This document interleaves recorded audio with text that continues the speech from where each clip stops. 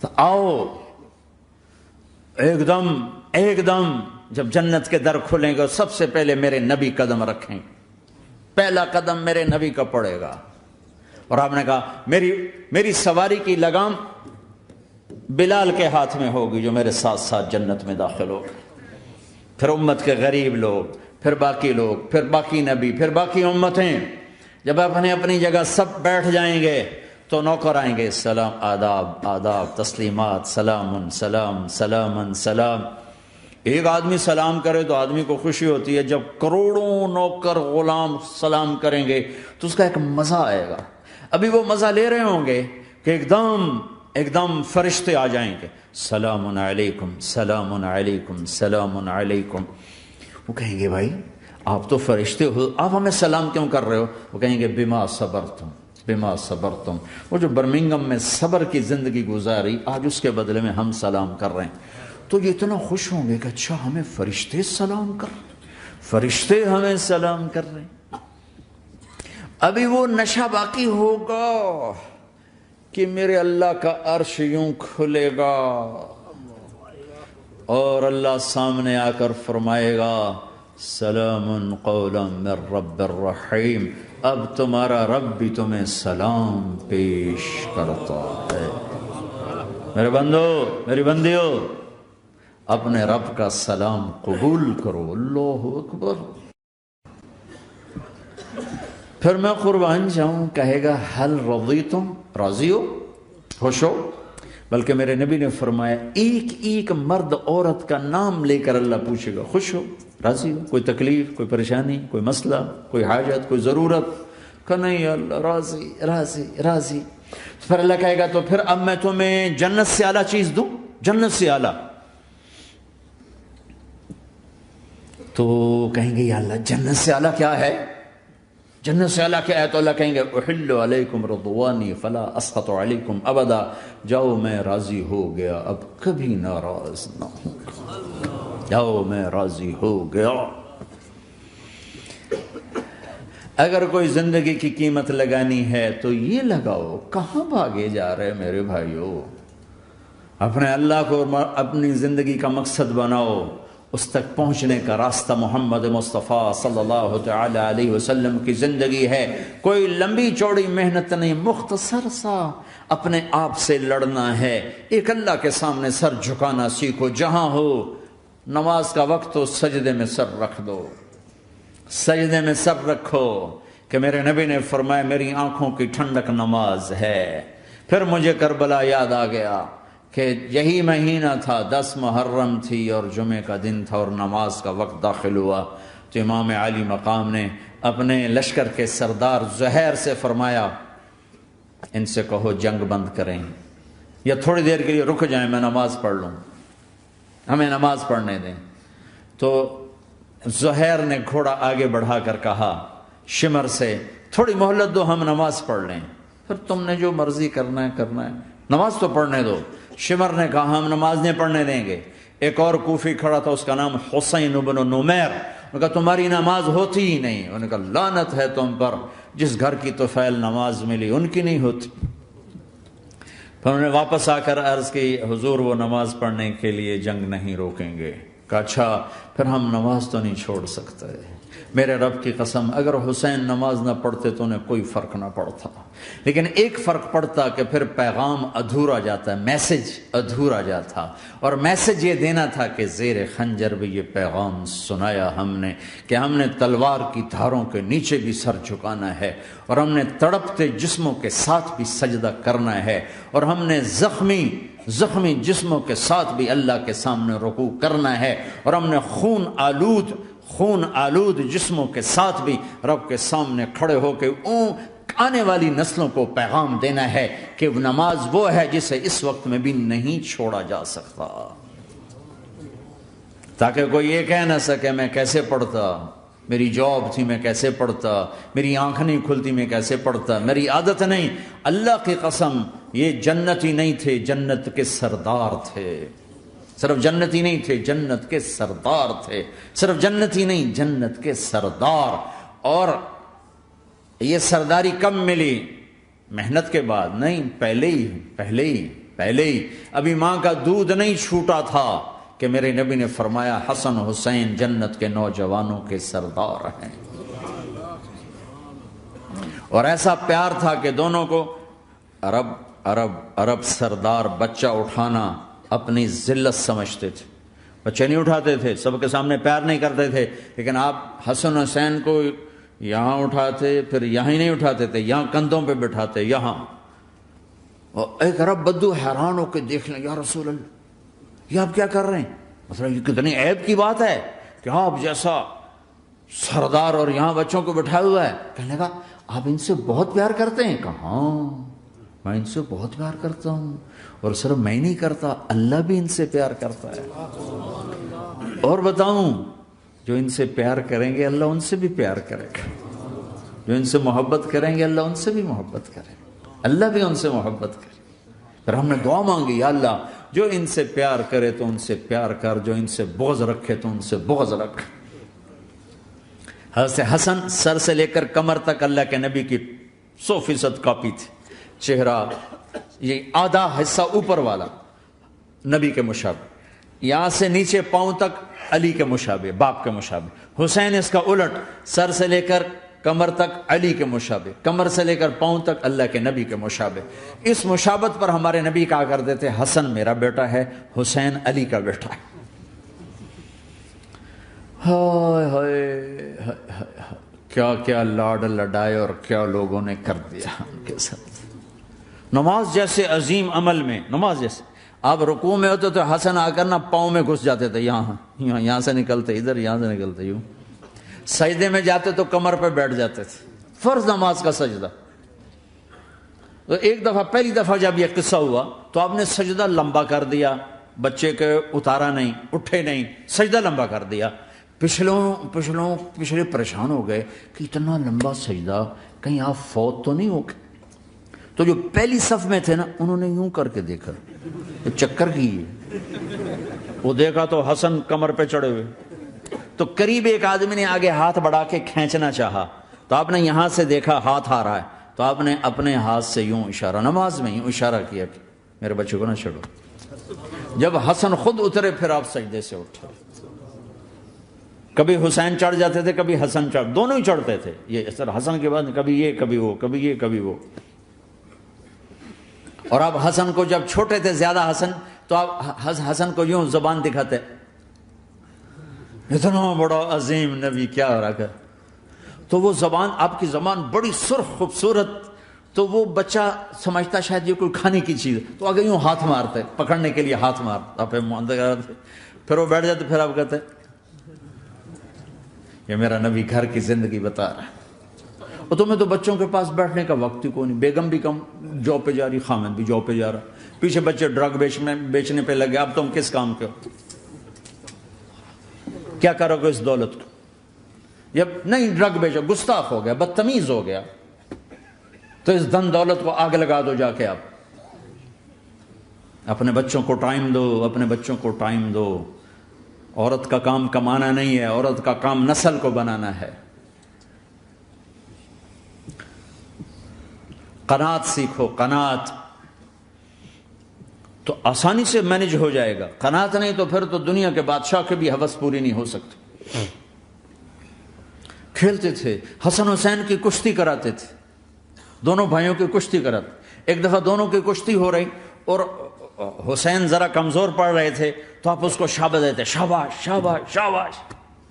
تو حضرت فاطمہ کہنے لگی، ماں بھی بیٹھی تھی، کہنے لگی یا رسول اللہ آپ حسین کو شاباش دے رہے ہیں، حسن کو کیوں نہیں دے رہے؟ تو آپ نے کہا یہ جبریل میرے پاس کھڑا ہوا ہے، یہ بھی حسین کو شاباش دے رہا ہے تو میں بھی حسین کو شاباش دے رہا ہوں.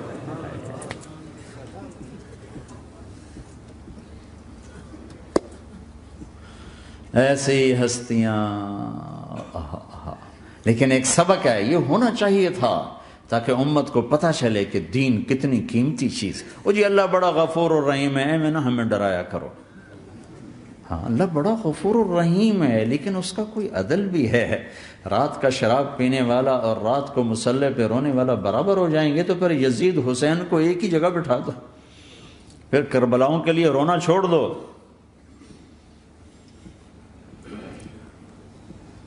رات کو ناچنے والی، رات کو رونے والی برابر ہو جائیں گی، سود کھانے والا، حلال کھانے والا برابر ہو جائیں گے، شراب بیچنے والا اور مزدوری کرنے والا برابر ہو جائیں گے، جھوٹ بولنے والا، سچ بولنے والا برابر ہو جائیں گے۔ افنجعل المسلمین کالمجرمین ما لکم کیف تحکمون ام لکم کتاب فیہ تدرسون۔ اس سے زیادہ واضح کیا بتاؤں کہ میرا رب کہتا ہے کون سی کتاب میں لکھا ہوا ہے کہ ماننے والا نہ ماننے والا برابر کر دوں گا؟ کون سی کتاب میں؟ اللہ کو یہ کہنا پڑ رہا ہے ام لکم کتاب فیہ تدرسون، کس کتاب میں یہ لکھا ہوا ہے؟ ام نجعل المتقین کالفجار، کہ ایک بدماش اور ایک فرمانبردار کو برابر کر دوں؟ کہاں لکھا ہوا ہے؟ ایسی ہستیاں، جنگ سے پہلے اونگ آ گئی، آنکھ کھلی تو ہنسنے لگے۔ بہن نے پوچھا یہ تو ہنسنے کا موقع نہیں، کیوں ہنسے ہو؟ زینب کہا بہن اللہ کے نبی خواب میں آئے، فرما رہے ہیں بیٹا میں لینے آ چکا ہوں، تو اب نہ پڑھے نماز، اب کیا مسئلہ ہے؟ جنت کے لیے تو کرنا ہے سب، یہ جنت کے لیے تو کر رہے، اللہ کے لیے تو کر رہے کہ زر دادن و جان دادن نہ آئے از لذت دیدارش، خسرو چتواں گفتن سر دادن و جان دادن نہ دیدار رخ یارے۔ اس اللہ کے لیے تو سر کٹا رہے ہیں، تو وہ تو راضی ہو چکا ہے، نبی آ چکا ہے، آؤ بیٹا میں لینے آ چکا ہوں، تو اب نہ پڑھے نماز؟ نہیں نہیں، برمنگم والوں کو کون بتائے گا کہ نماز کیسی چیز ہے؟ انہوں نے کہا جی وہ نہیں جنگ روک کرے گا، پھر چلو نماز پڑھو، نماز تو نہیں چھوڑی جا سکتی، آدھوں کو روک دیا تم جنگ کرو، آدھوں سے کہا تم نماز پڑھو، آدھوں نے نماز پڑھی، آدھوں نے جنگ کی، پھر جنہوں نے نماز پڑھی انہوں نے کہا تم آگے بڑھ جاؤ، ان سے کہا تم جا کے پیچھے اللہ کے بارگاہ میں سجدہ کرو۔ 1400 سال کی تاریخ میں ایسے نمازی میری نظروں سے نہیں گزرے، اور ایسی نماز نہیں پڑھی گئی نبی کے زمانے کے بعد۔ آپ نے بھی صلاۃ خوف ایک پڑھی تو نبی تو نبی ہوتا ہے، اور کیا ان کا حال تھا، خون و خون، اپنے خون سے وضو کیے یا کربلا کی مٹی سے تیمم کیے؟ جب سجدوں میں سر رکھ کے سبحان ربی الاعلی کہا ہوگا تو دھرتی میں کیا ہلچل مچی ہوگی۔ نماز نہ چھوڑا، نماز نہ چھوڑ، نہ کوئی عورت نہ کوئی مرد، نماز نہ چھوٹے، اللہ کو، اور کبیرہ گناہوں سے بچو، کبیرہ گناہوں سے، بڑے گناہوں سے بچو، بڑے گناہوں سے بچو۔ چھوٹے گناہ ہوتے رہتے ہیں، وہ اللہ بھی درگزر کرتا ہے، بڑے گناہوں سے بچو، وہ بھی ہو جائیں توبہ کر لو معاف، توبہ کر لو معاف۔ ماں باپ کی نافرمانی بڑا گناہ ہے۔ ایک صحابی کی بیگم نے کہا یا رسول اللہ میرے خاوند موت کی حالت میں کلمہ نہیں پڑھا جا رہا، علقمہ، آپ دوڑے ہوئے گئے، آپ نے کہا بیٹا کلمہ پڑھو، کہا جی نہیں پڑھا جا رہا، بول رہے ہیں، کہا جی پڑھا نہیں جا رہا، کہا کیوں؟ پھر آپ نے ایک دم کہا کوئی ماں باپ میں زندہ؟ کہا جی ماں راضی ہے؟ کہا نہیں ناراض، بلاؤ۔ وہ آ گئیں، آپ نے کہا علقمہ کی اماں تمہیں بچے سے ناراض ہو؟ کہا جی ہاں۔ کیوں ناراض ہو؟ کہا جی اور کچھ نہیں، بہت نیک بچہ ہے، تہجد پڑھتا ہے، روزے رکھتا ہے، قرآن پڑھتا ہے، مجھ سے بدتمیز ہو کے بولتا ہے۔ وہ مجھے ابھی راستے میں بتا رہا تھا ایک ساتھی کہ جی یہاں کے جو بچے ہیں وہ ماں باپ کے ساتھ بہت بدتمیز ہو کے بولتے ہیں۔ پہلا قصور ماں باپ کا، انہوں نے کب ٹائم دیا تھا؟ انہوں کو ٹائم دیا تھا بچوں پر محنت کے لیے؟ کہا یا رسول اللہ اور کچھ نہیں ہے، بدتمیز ہو کے بولتا ہے۔ تو آپ نے کہا معاف کر دے، کہا میرا دل ٹوٹا ہوا ہے۔ آپ نے کہا اچھا اگر میں اسے آگ لگاؤں پھر سفارش کرو گی، معاف کرو گی؟ کہا پھر تو کروں گی، اتنا تو میں نہیں سہ سکتی۔ کہا اگر تو نے معاف نہ کیا تو سیدھا اللہ کی آگ میں جائے گا۔ ہے کون؟ صحابی۔ آپ نے کہا اچھا یا رسول اللہ میں معاف کرتی ہوں، میں معاف کرتی ہوں۔ تو آپ نے کہا بیٹا کہو لا الہ الا اللہ، تو اس نے کہا لا الہ الا اللہ، اور جان نکل گئی۔ پھر آپ نے اس کا جنازہ پڑھا اور اس کے دفن میں شریک ہوئے، قبر تک گئے۔ پھر آپ نے دفن کے بعد اعلان کیا جس نے ماں باپ کو دکھ دیا اس پہ اللہ کی لعنت، فرشتوں کی لعنت، زمین آسمان کی لعنت۔ نہ نماز قبول ہے، نہ روزہ قبول ہے، نہ صدقہ قبول ہے۔ کبیرہ شراب سے بچو، نشوں سے بچو، جھوٹ سے بچو، جھوٹ سے بچو، جھوٹ سے بچو، جھوٹ سے بچو۔ میرے نبی نے فرمایا میرا امتی ہر گناہ کر سکتا ہے، ایک جھوٹ نہیں بول سکتا، ایک دھوکہ نہیں دے سکتا۔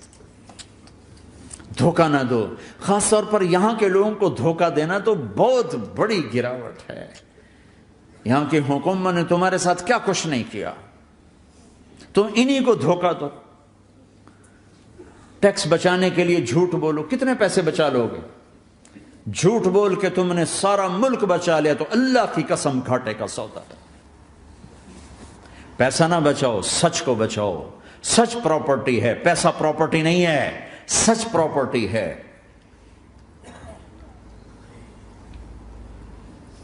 ہمارے ملکوں میں تو لوگ ٹیکس نہیں دیتے کہ حکومتیں کچھ لگاتی ہیں کچھ کھا جاتی ہیں، یہاں تو سارا تم پہ لگاتے ہیں۔ کیوں جھوٹ بولتے ہو؟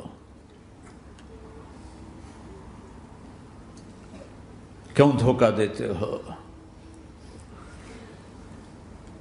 احسان دانش کی کتاب زندگی میں ایک واقعہ میں نے پڑھا کہ جب انگریز کی حکومت تھی ہندوستان پہ تو ایک دلی میں ایک گرو تھا جو جیب کترا تھا، اس کے آگے چیلے تھے جو جیب کاٹ کے کمائی دیتے تھے۔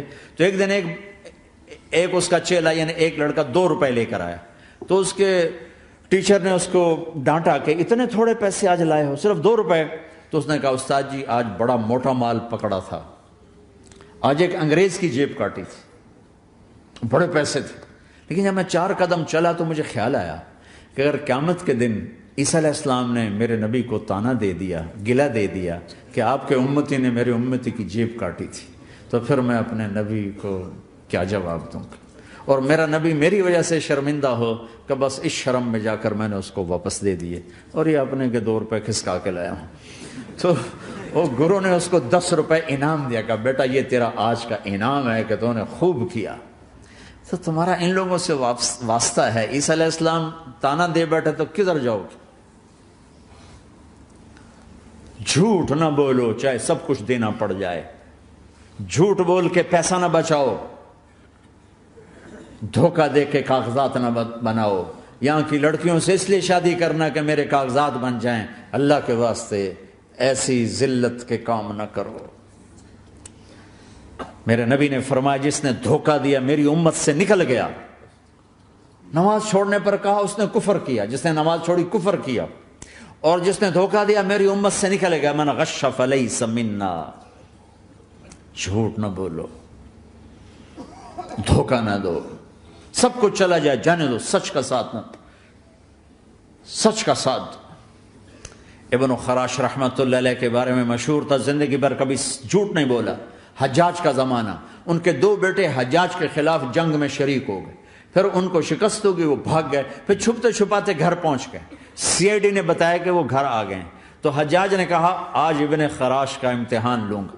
ان کو بلا لیا، کہنے لگا ابن خراش اور تیرے 2 بیٹے ہمارے خلاف جنگ میں شریک ہوئے تھے، وہ پہ بھاگ گئے تھے، ان کی کوئی خبر ہے کہاں ہے؟ تو انہوں نے مسکرا کر فرمایا کہ حجاج زندگی موت تو اللہ کے ہاتھ میں، گھر آ چکے ہیں، گھر میں ہیں، ابھی وہیں چھوڑ کے آئے ہوں۔ تو حجاج نے کہا تیرے سچ پر تیرے بیٹے تجھے ہدیہ کرتا ہوں، اگر تو جھوٹ بولتا تیرا سر بھی اڑا دیتا، تیرے بچوں کا سر بھی اڑا دیتا، تیرے سچ پہ تجھے تیرے بیٹے تحفہ دیتا۔ مسلمان جھوٹ نہیں بولتا۔ چند پاؤنڈ کی خاطر تم کاغذات میں ہیرا پھیری کرو، ڈرو اس دن سے جس دن اللہ کے سامنے کھڑا ہونا ہے۔ یہاں کے پیپر بنانے کے لیے یہاں کی لڑکیوں کو دھوکہ دو، ڈرو اس دن سے جس دن اللہ کے سامنے کھڑے ہونا ہوگا۔ عیسیٰ علیہ السلام کا تانا اگر گلا آ گیا نبی کو تو کدھر جاؤ گے؟ سچ کے ساتھی بنو، سچ کے ساتھی بنو، سچ کے ساتھی بنو۔ ٹیکس دینا پڑے دو، دینو، تم پہ خرچ ہوتا ہے۔ ایک طرف 4 پیسے ہیں، ایک طرف سچ ہے، کہ مسلمان سچ بولتا ہے، جھوٹ نہیں بولتا۔ ایک دفعہ سہارنپور میں جھگڑا ہو گیا، ایک جگہ تھی ہندوؤں کی، مسلمانوں نے قبضہ کیا ہوا تھا، تو ہندوؤں نے کیس کر دیا، انگریز کا زمانہ تھا، عدالت میں۔ وہ مسجد بنانا چاہتے تھے، ہندو مندر بنانا چاہتے تھے، تو دونوں طرف بات تپی ہوئی۔ تو آخر وہ جج نے کہا بھائی کوئی ایسا آدمی ہے، ہندوؤں سے کہا، جو گواہی دے دے تو اس کی گواہی تم قبول کر لو گے؟ اور مسلمانوں سے بھی پوچھا تو ہندوؤں نے کہا جی ہاں، مفتی مظفر حسین صاحب اگر گواہی دے دیں کہ زمین مسلمانوں کی ہے تو ہم دے دیں گے۔ تو مسلمان بڑے خوش ہو گئے، مفتی مظفر تو آخر مسلمان ہے تو ہمارے حق میں گواہی دے گا، تھا ان کا قبضہ ناجائز۔ تو جب وہ عدالت میں تشریف لائے مسلمان بڑے اطمینان کا ہوں جناب ساڑھے حق فیصلہ ہونا ہے، چونکہ آج کل صرف سچ کو کون دیکھتا ہے۔ تو انگریز جج نے پوچھا ہاں جی مفتی صاحب آپ کیا کہتے ہیں؟ فرمانے لگے دیکھو جج صاحب یہ زمین ہندوؤں کی ہے اور مسلمانوں نے قبضہ کیا ہوا ہے۔ تو مسلمانوں نے گالیاں نکالنی شروع، وہ یہودیوں والا بن گیا نا، گالیاں نکالنی شروع کر دی۔ تو انگریز جج نے کہا آج مسلمان ہار گئے اور اسلام جیت گیا، آج مسلمان ہار گئے اور اسلام جیت گیا۔ اپنی ہار مان کے اسلام کو جتا تھا، سچ بول کے اسلام کو جتا تھا۔ جھوٹ کے ساتھی نہ بنو، سچ کے ساتھی بنو۔ جھوٹ کے کاغذ بنا کر کوئی بینیفٹ حاصل نہ کرو۔ میں نیوزی لینڈ گیا، میں حیران ہو گیا، ایک ہفتہ میں رہا، ڈپریشن کا شکار رہا کہ مجھے بتایا گیا کہ پورے نیوزی لینڈ میں ایک آدمی جھوٹ نہیں بولتا سوائے پاکستانیوں کے، بنگالیوں کے اور انڈین۔ جو بنگالی، جو پاکستانی، جو انڈین پہنچے یہ جھوٹ بولتے ہیں، ہیرا پھیری کرتے ہیں، ان میں ایک آدمی جھوٹ نہیں بولتا۔ سچ تو ایک عالمی صفت ہے، جو اللہ کو نہیں مانتا وہ بھی کہتا ہے سچ بہت اعلیٰ چیز، اور تمہیں تو تمہارا نبی کہہ رہا ہے الصدق ینجی والکذب یہلک، سچ نجات دیتا ہے، جھوٹ ہلاک کرتا ہے۔ آپ تشریف لے جا رہے تھے، آپ کو آواز آئی یا رسول اللہ، تو آپ نے ادھر ادھر دیکھا، کوئی نظر نہیں آیا، پھر آواز آئی یا رسول اللہ، پھر آپ نے دیکھا تو ایک ہرنی آپ کو پکار رہی تھی، ہرنی، وہ بندھی ہوئی رسی کے ساتھ۔ تو آپ اس کے قریب گئے، کیا ہوا؟ کہ آپ کا ساتھی مجھے پکڑ کے لایا ہے، میرے چھوٹے چھوٹے بچے ہیں، بھوک سے وہ تڑپ رہے ہوں گے، آپ مجھے چھوڑ دیں، میں ان کو دودھ پلا کے واپس آ جاتا ہوں۔ اب وہ پرائی چیز ہے، تو آپ نے کہا اگر تو واپس نہ آئی تو پھر؟ کہ اگر میں واپس نہ آئی تو اللہ مجھے آگ میں ڈال دے، جہنم۔ تو آپ نے اس کی رسی کھول دی اور خود وہیں بیٹھ گئے۔ وہ دوڑتے دوڑتے پہاڑوں میں غائب ہو گئے اور آپ وہیں بیٹھے رہے۔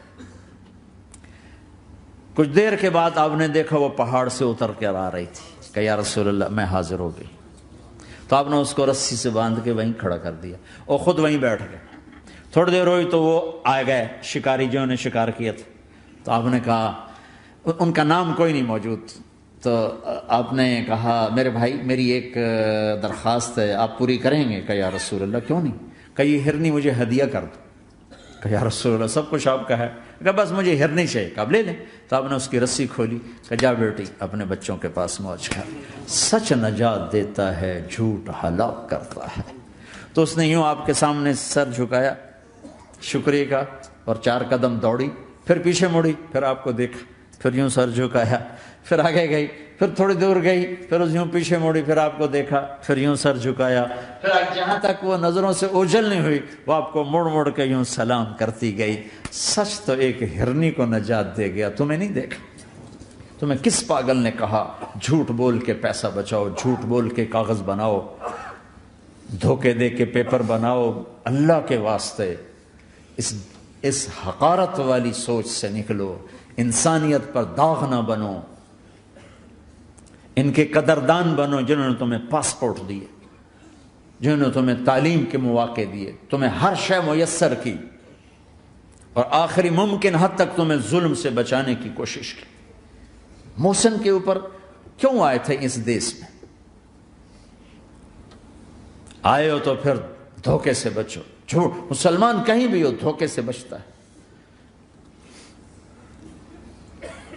کیا اپنے پیٹ سے کپڑا اٹھانا کہ حرم بیت اللہ کے اندر جیبیں کٹتی، بیت اللہ کے اندر جیبیں کٹتی، اور حاجی بیچارے کتنی دفعہ فریادیں کرتے ہوئے نظر آئے کہ جیب کٹ گئی، جیب کٹ گئی، بیت اللہ کے اندر، مسجد نبوی کے اندر۔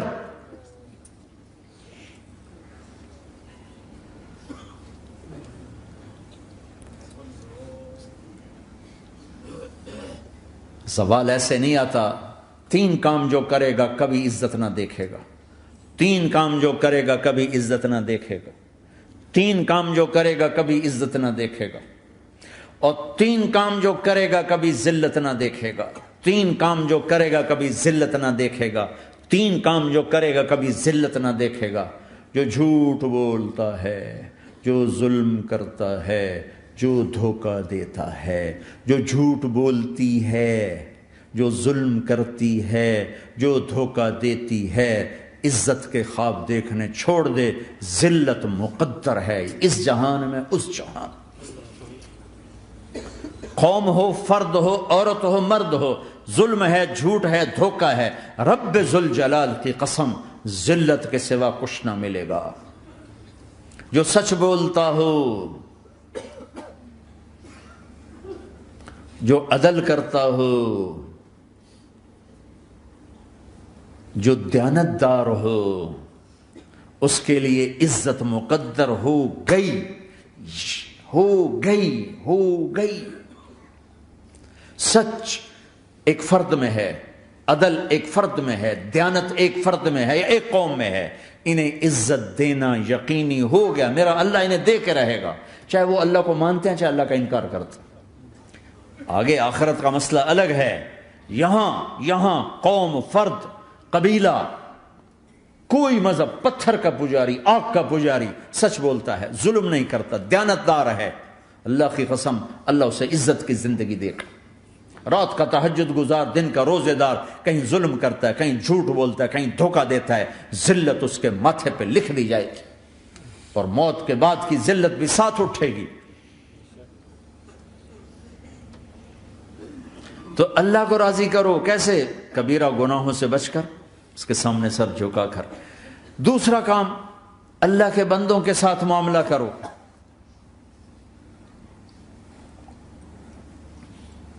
سارا معاملہ 2 حدیثوں میں بتا دیتا ہوں، 2 حدیثوں، کہ یہ 2 کام کر لو، ساری دنیا کے محبوب بن جاؤ گے، تمہارے گھر جنت بن جائیں گے، میاں بیوی میں محبت قائم ہو جائے گی، ساس بہو میں محبت ہو جائے گی، باپ بیٹے میں محبت ہو جائے گی، ماں بیٹی میں محبت ہو جائے گی، بھائی بھائی میں محبت ہو جائے گی۔ 2 کام کر لو، ان 2 میں سب کچھ چھپا ہوا ہے۔ میرے نبی نے فرمایا، معاذ الا انبئک بملاک ھذا کلہ، پوری حدیث۔ معاذ بن جبل نے کہا، یا رسول اللہ، کچھ جنت کے جانے کا راستہ تو بتائیں، جنت میں جانے کا راستہ تو بتائیں۔ انبئنی بعمل یدخلنی الجنہ، صاحب نے کہا، سألت عن امر عظیم، بہت بڑی باتوں نے پوچھی ہے۔ تقیم الصلاۃ المکتوبہ، تؤدی الصلاۃ المفروضہ، وتصوم رمضان، وتحج البیت۔ معاذ، نماز پڑھنا، روزہ رکھنا، زکوٰۃ دینا اور حج کرنا۔ پھر آپ نے فرمایا، ان شئت انباتک بابواب الجنت، اب اگر تو چاہے تو کچھ اور بتاؤں، جنت کے دروازے بتاؤں؟ کہ جی بتائیں۔ کہ الصوم جنہ، روزہ جہنم اور تیرے درمیان بیچ میں رکاوٹ بن جائے گا۔ الصدقۃ تطفئ الخطیہ، چھپ چھپ کے اللہ کے نام پہ دینا تیرے گناہوں کو دھو دے گا، پاک کر دے گا۔ وقیام الرجل فی جوف اللیل ابتغاء وجہ اللہ، اور رات کے اندھیرے میں کھڑے ہو کر اللہ سے باتیں کرنا۔ 2 نفل ہی پڑھ لیا کرو، کسی مرد عورت کا رات کے اندھیرے میں کھڑے ہو کے۔ پھر آپ نے کہا، معاذ الا انبئک براس الامر وعمودہ وذروۃ سنامہ وبملاک ھذا کلہ، اے معاذ میں تمہیں اب سارے دین کا خلاصہ بتاؤں، سارے دین کا سرا بتاؤں، ستون بتاؤں، ایک روایت کے مطابق ستون بتاؤں، آخری چیز بتاؤں، آخری چیز بتاؤں۔ کہا جی ما ہوا جی، تو مجھے دیکھنا سارے بھائی۔ تو آپ نے اپنی زبان نکالی اور اسے یوں پکڑا،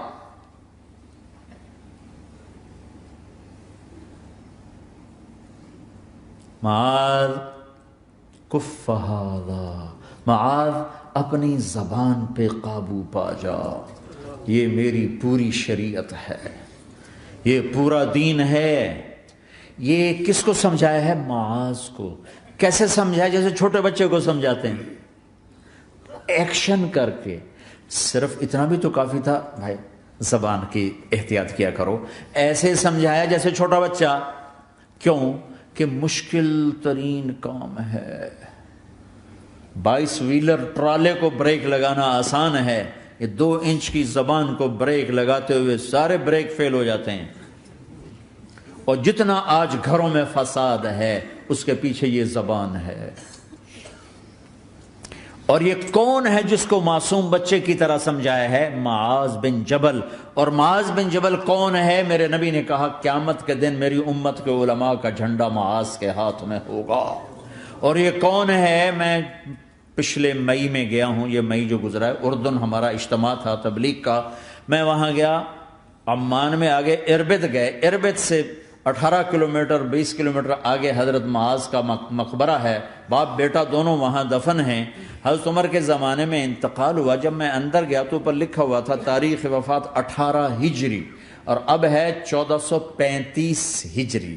1417 سال اس آدمی کو دنیا سے گئے ہوئے ہو چکے ہیں. جب میں مقبرے میں داخل ہوا، کمرے میں جس میں قبر تھی، سارے کمرے میں خوشبو ہی خوشبو.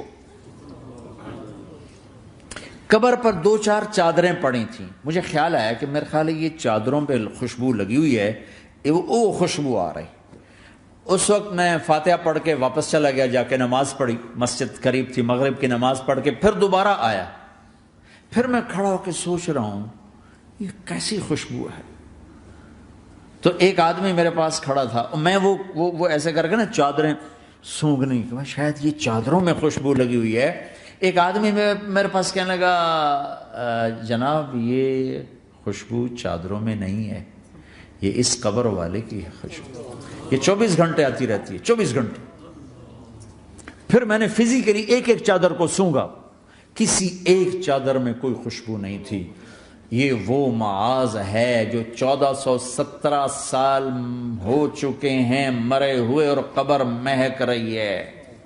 میں سنی سنائی نہیں بتا رہا، آنکھوں دیکھا بتا رہا ہوں. خود گیا ہوں، خود یہ مئی جو گزرا ہے. ان کو ایسے بتا جو چھوٹے بچے کو، معاذ زبان پہ قابو رکھنا.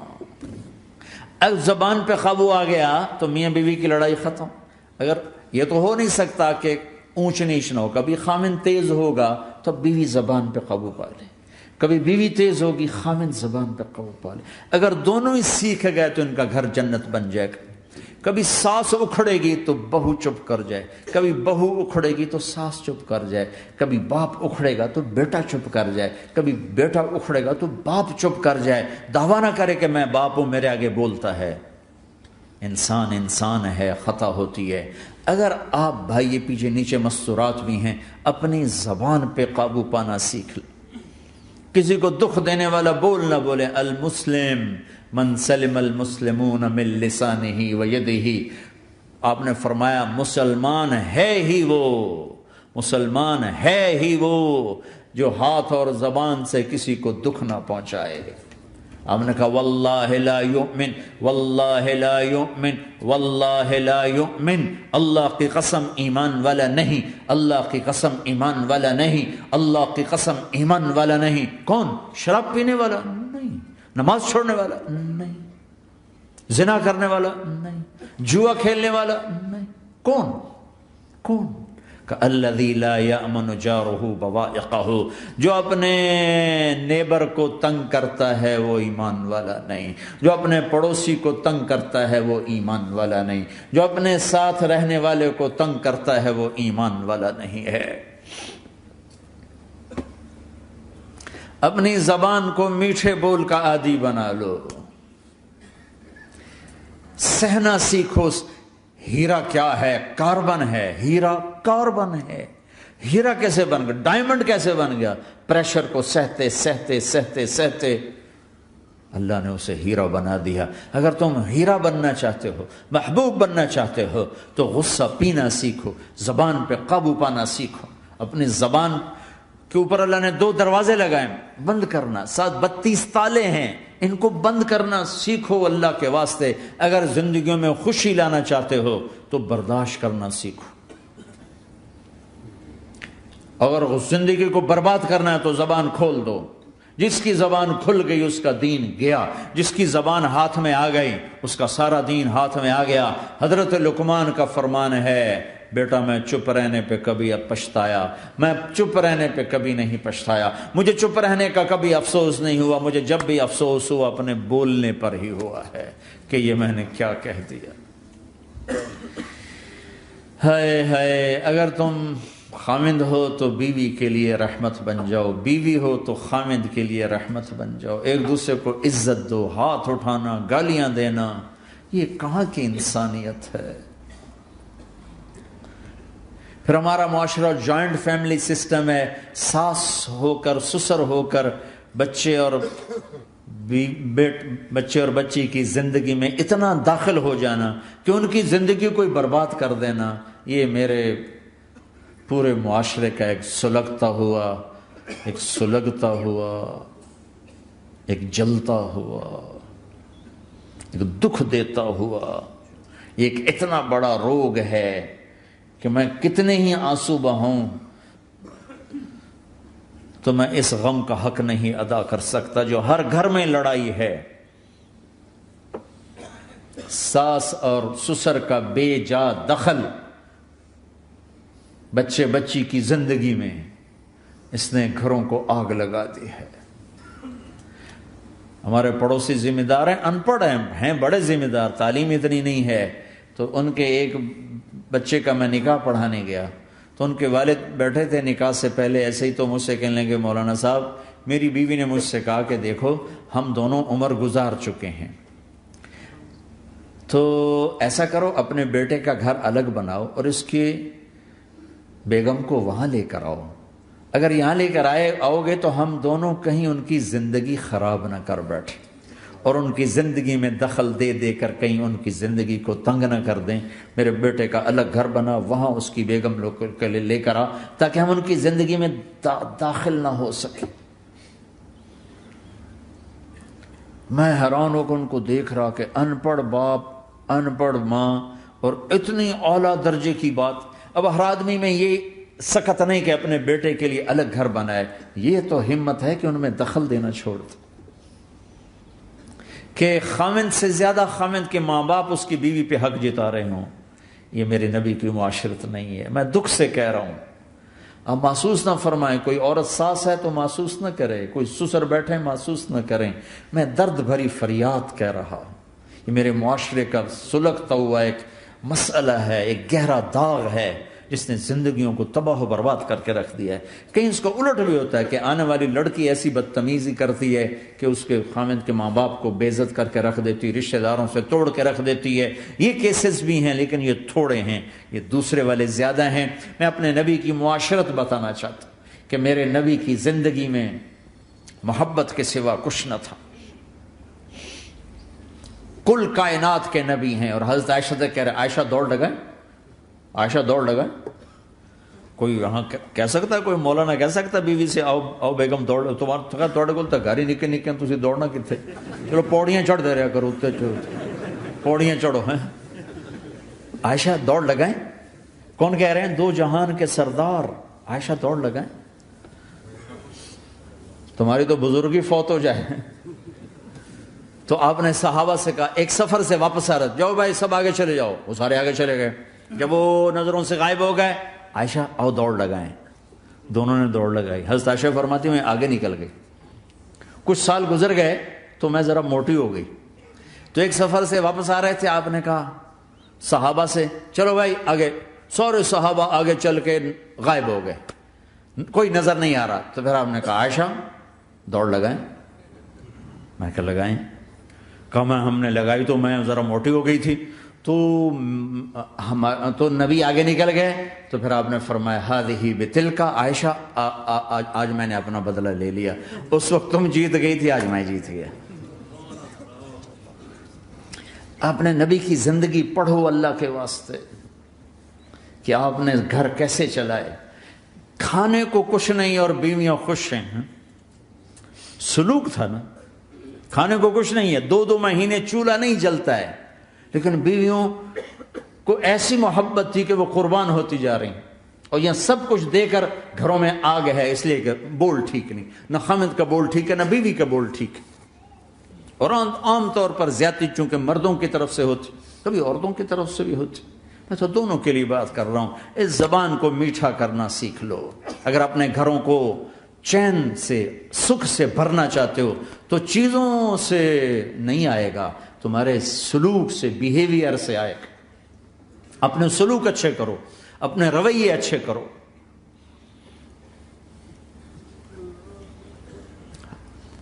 مسجد نبوی میں حبشہ کے لوگ، ایتھوپیا، وہ کر رہے تھے چھوٹے چھوٹے خنجر، اس کے ساتھ نا وہ رقص کر رہے تھے۔ تو حضرت عائشہ کے کان میں آواز پڑے کہ یا رسول اللہ میں نے دیکھنا ہے۔ تو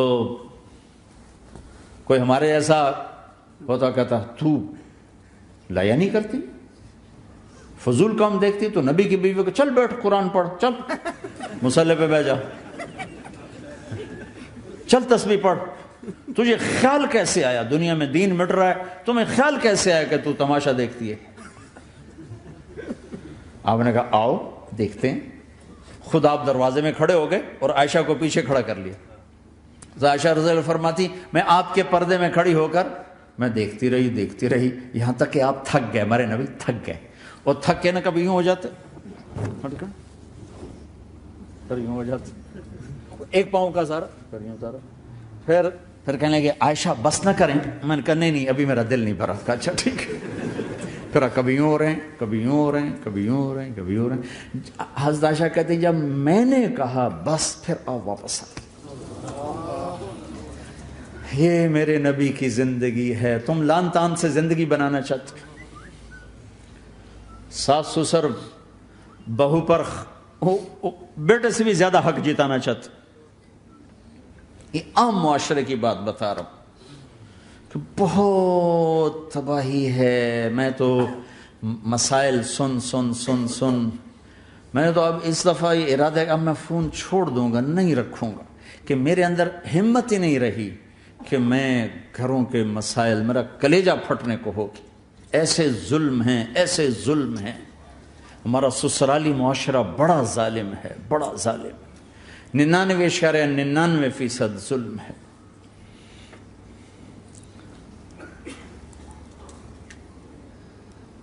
یہاں آنے سے پہلے ایک بچی کی بات، پنڈی سے اس کا فون آیا کہ سسرال نے کہا تھا بچی ہوئی تو طلاق دے دیں گے۔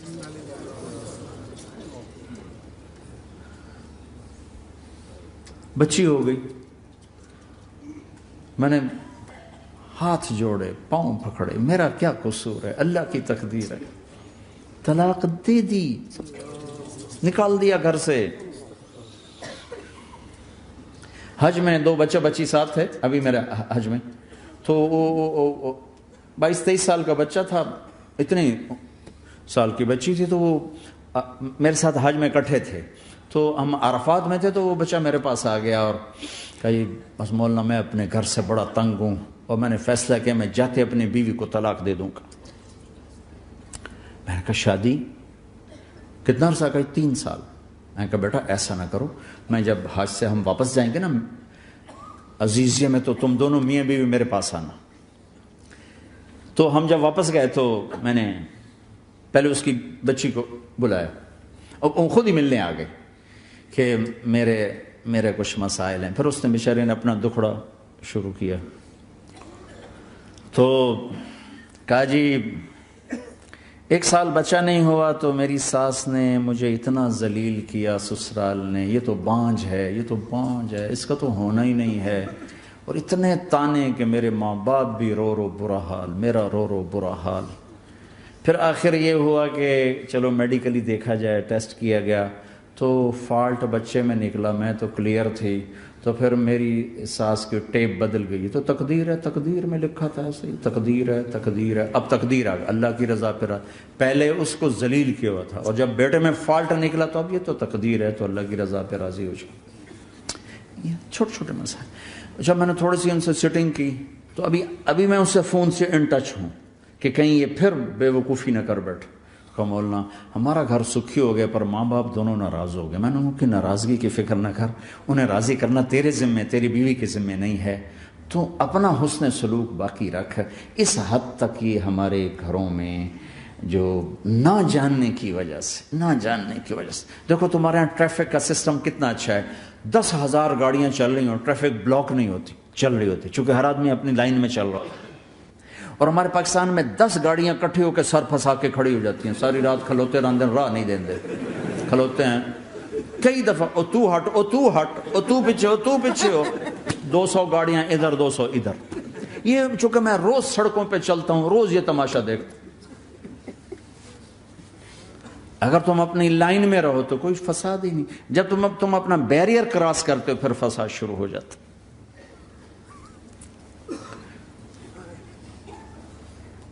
تو بھائیو اپنے نبی کی زندگی سیکھو. ایک سارا کام, چھوٹا سا کام, زبان, غیبت چھوڑ دو, جھوٹ چھوڑ دو, گالی چھوڑ دو, تانا چھوڑ دو, طنز چھوڑ دو, برا بھلا کہنا چھوڑ دو, بلکہ حوصلہ افزائی کرو, تعریف کرو. ایک ہماری دھوبند تھی ماسی شریفہ, مرحوم 85 میں فوت ہوئی, سن 85, بہت لڑاکی تھی. تو وہ آگے ایک دن میری بہن کے پاس کہنے لگی بی بی میری نوواں میرے نال بڑا لڑتی آپ تھی, میں نے کوئی تویز دے ساریا میری نوکر بن جا.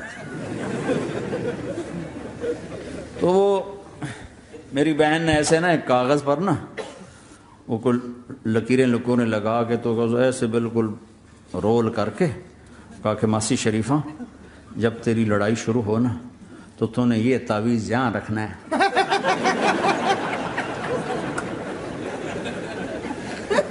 اور اس کو گرنے نہیں دینا, اگر یہ گر گیا تو بڑا فساد ہو جائے گا.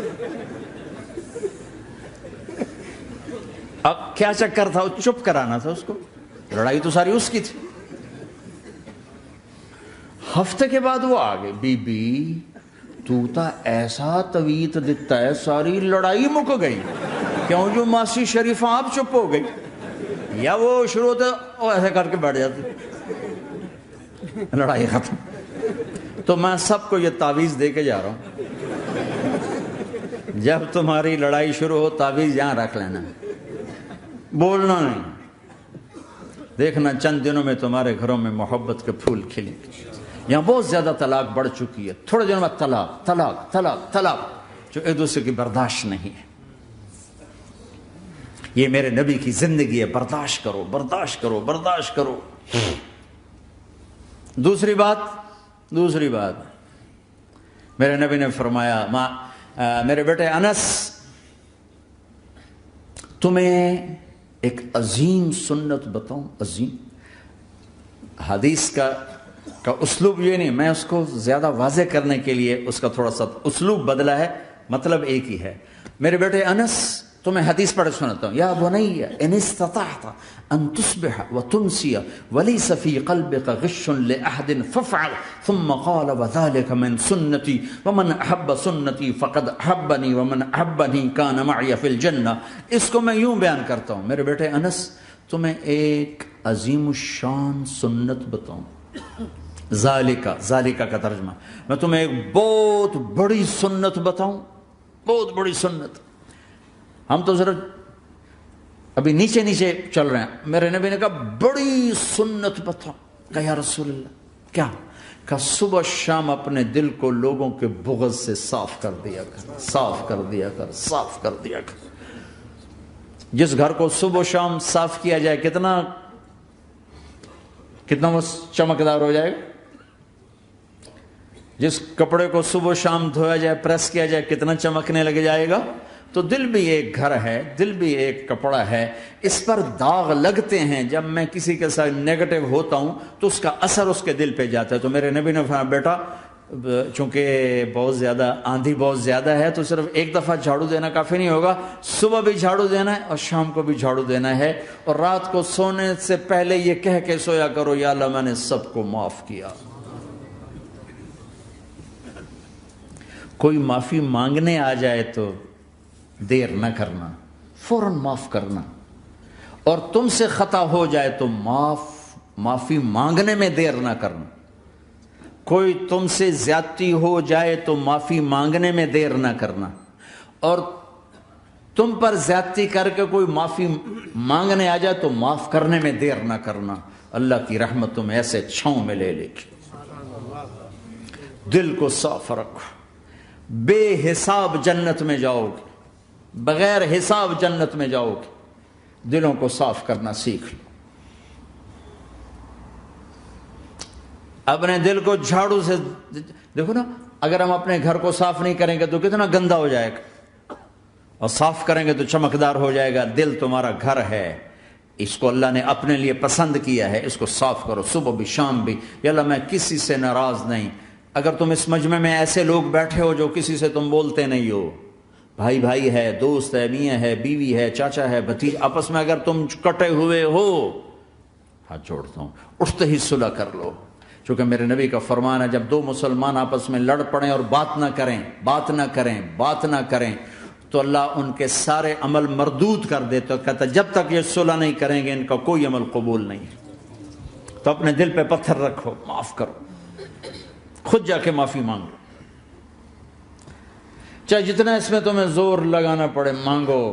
اللہ کی قسم میرے نبی کا فرمان ہے معاف کرنے سے عزت گھٹے تو مجھ سے لے لو، معاف کرنے سے عزت نہیں گھٹتی۔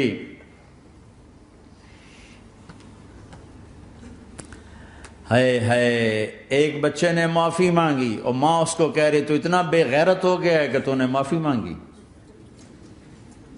اگر ماں کہہ رہی تو اتنا بے غیرت ہو گیا تو نے معافی مانگی۔ ماؤں کا یہ سبق ہوگا تو اولاد کیا کرے گی؟ آپ سوئے ہوئے ہیں، سفر میں ہیں، میرے نبی، ایک بدو آیا، غورس اس کا نام تھا، غورف۔ اس نے آپ ہی کی تلوار اٹھائی اور آپ کے یوں پسلی میں ماری، آپ کی آنکھ کھلی تو تلوار لے کے کھڑا، من یمنعک منی، اب بول کون بچائے گا؟ تیار ہو یا؟ تو آپ ہنس پڑے۔ آپ نے کہا اللہ، وہ اللہ کہنا تھا کہ تلوار اس کے ہاتھ سے گر گئی، تو آپ نے اٹھا لی، آپ نے ایسے سیدھی کی، آپ نے کہا اب تمہیں کون بچائے گا؟ کہنے لگا مجھے تو ہی بچائے گا۔ تو آپ نے کہا کلمہ پڑھتے ہو؟ کہا نہیں پڑھتا۔ کہا جاؤ معاف کیا، جاؤ معاف کیا۔ یہ میرا نبی ہے، یہ آپ کا نبی ہے۔ ہم تو خالی کسی کوئی اوئے کر دے تو ہم اس سے بات چیت چھوڑ دیتے۔ تو میرے بھائیوں میں نے بات لمبی کر دی، لیکن احباب جمع ہیں، میر حال دل کہہ لے، پھر التفات دل دوستاں رہے نہ رہے۔ اپنی زندگی کو واپس لاؤ اللہ اس کے رسول کی طرف، اللہ اس کے رسول کی طرف، اللہ اس کے رسول کی طرف۔ تبلیغ اس کو سیکھنے کی ایک خوبصورت محنت ہے۔ کہ میرے 2 گھنٹے کی بات سے اللہ کرے قابو میں آ جائے تو مجھے اور کیا چاہیے، لیکن دنیا کا دستور یہ ہے کہ چیز محنت سے ملتی ہے۔ تو بڑے عرصے کے بعد اللہ نے ہمیں یہ تبلیغ کا کام دیا ہے جو دین کی محنت ہے، کسی فرقے کی نمائندہ نہیں، کسی مسلک کی نمائندہ نہیں، اس میں محض اللہ اس کے رسول کی بنیاد پر سب کو سینے سے لگانے کی محنت ہو رہی۔ میں نے جن استادوں سے پڑھا ہے انہوں نے ہمیں یہی سبق دیا تھا کہ سب سے محبت سیکھو، نفرت کرنے والے سے بھی محبت سیکھو۔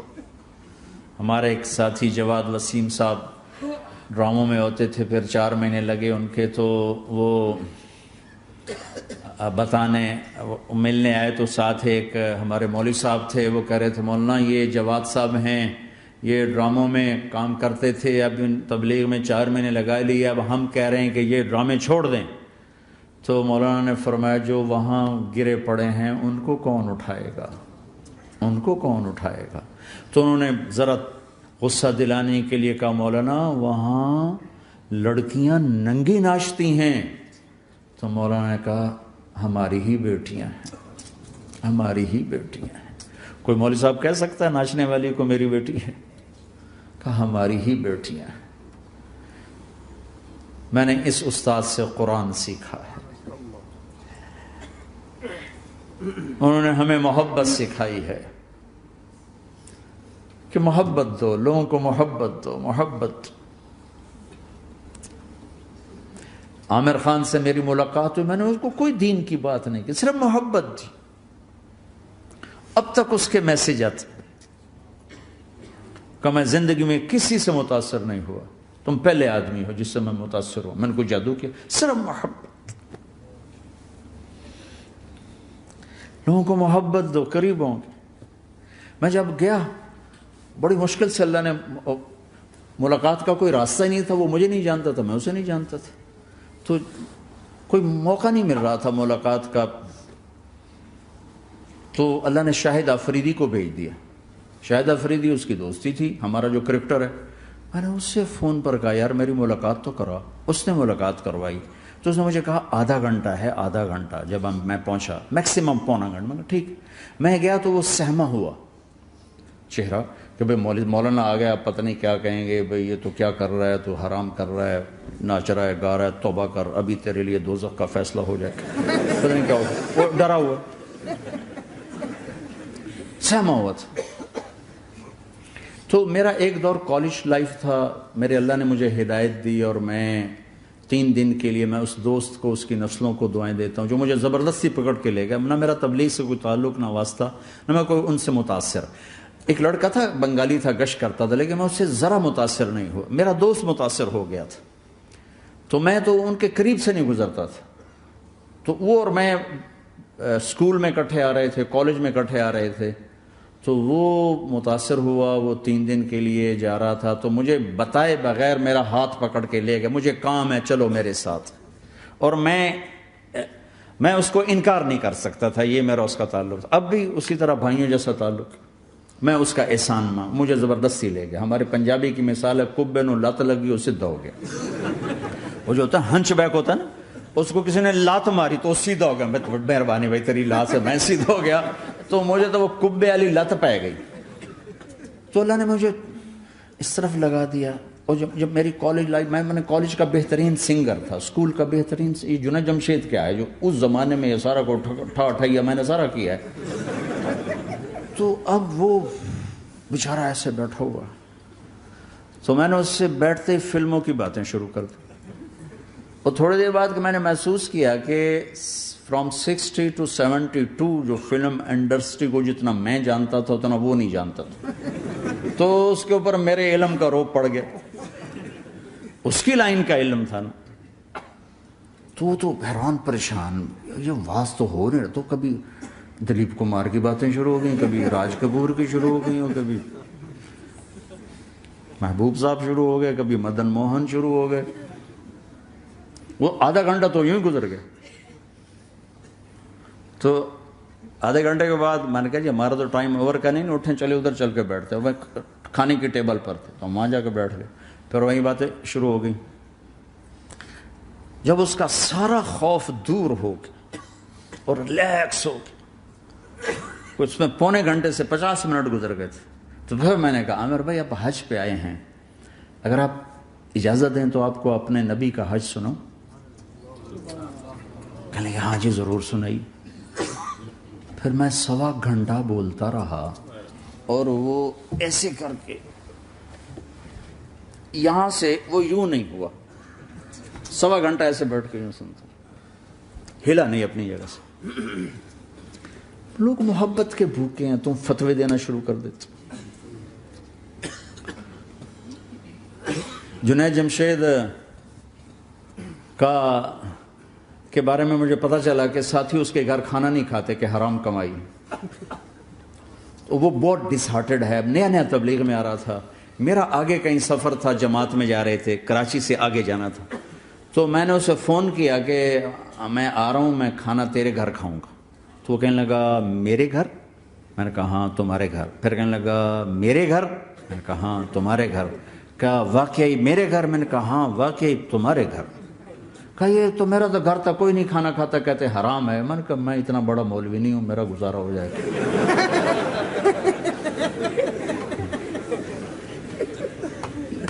کچھ عرصے بعد وہ 4 مہینے کے لیے جماعت میں چل رہا تھا۔ لوگوں کو محبت۔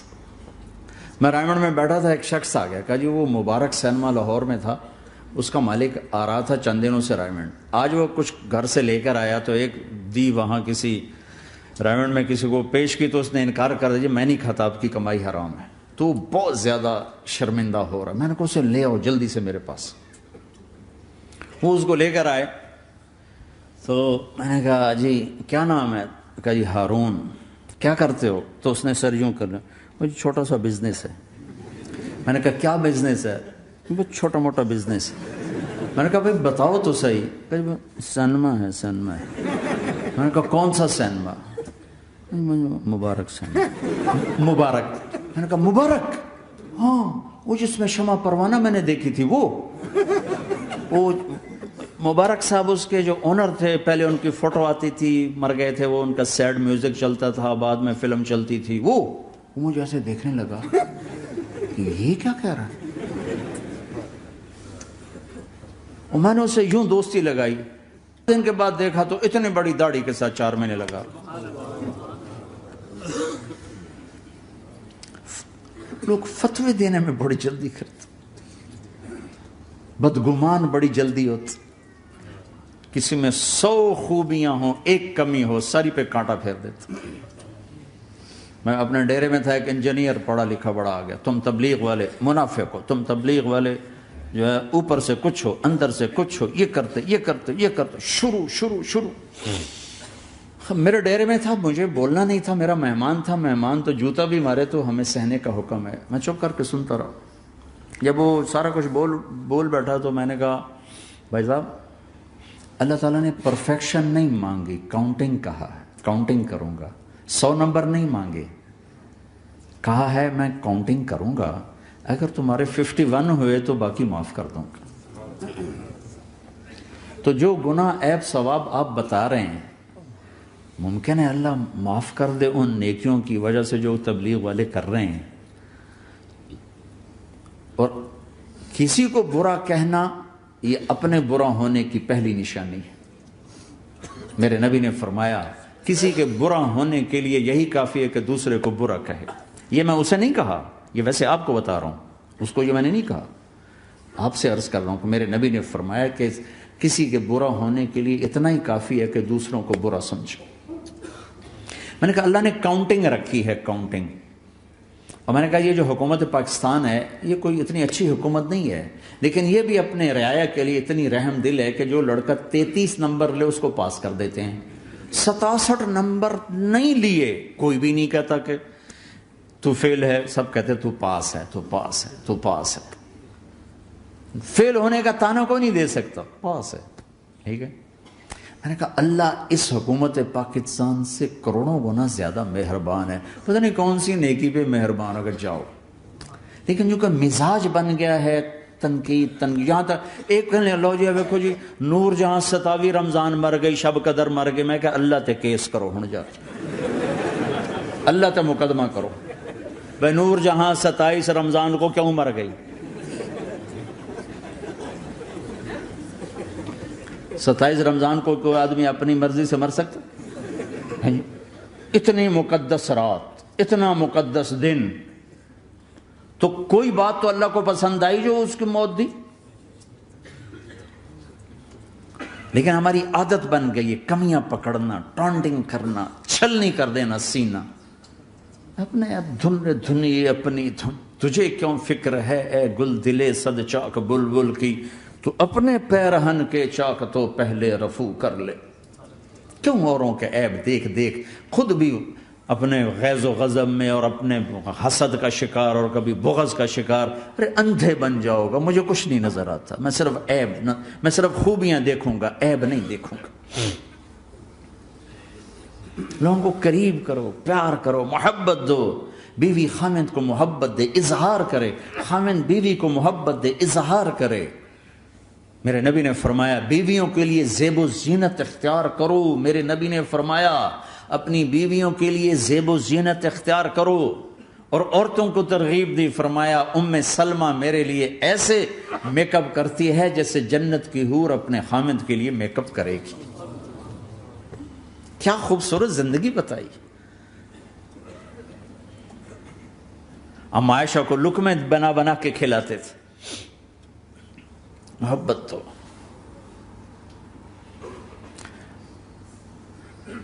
2 گھنٹے کی ملاقات کے بعد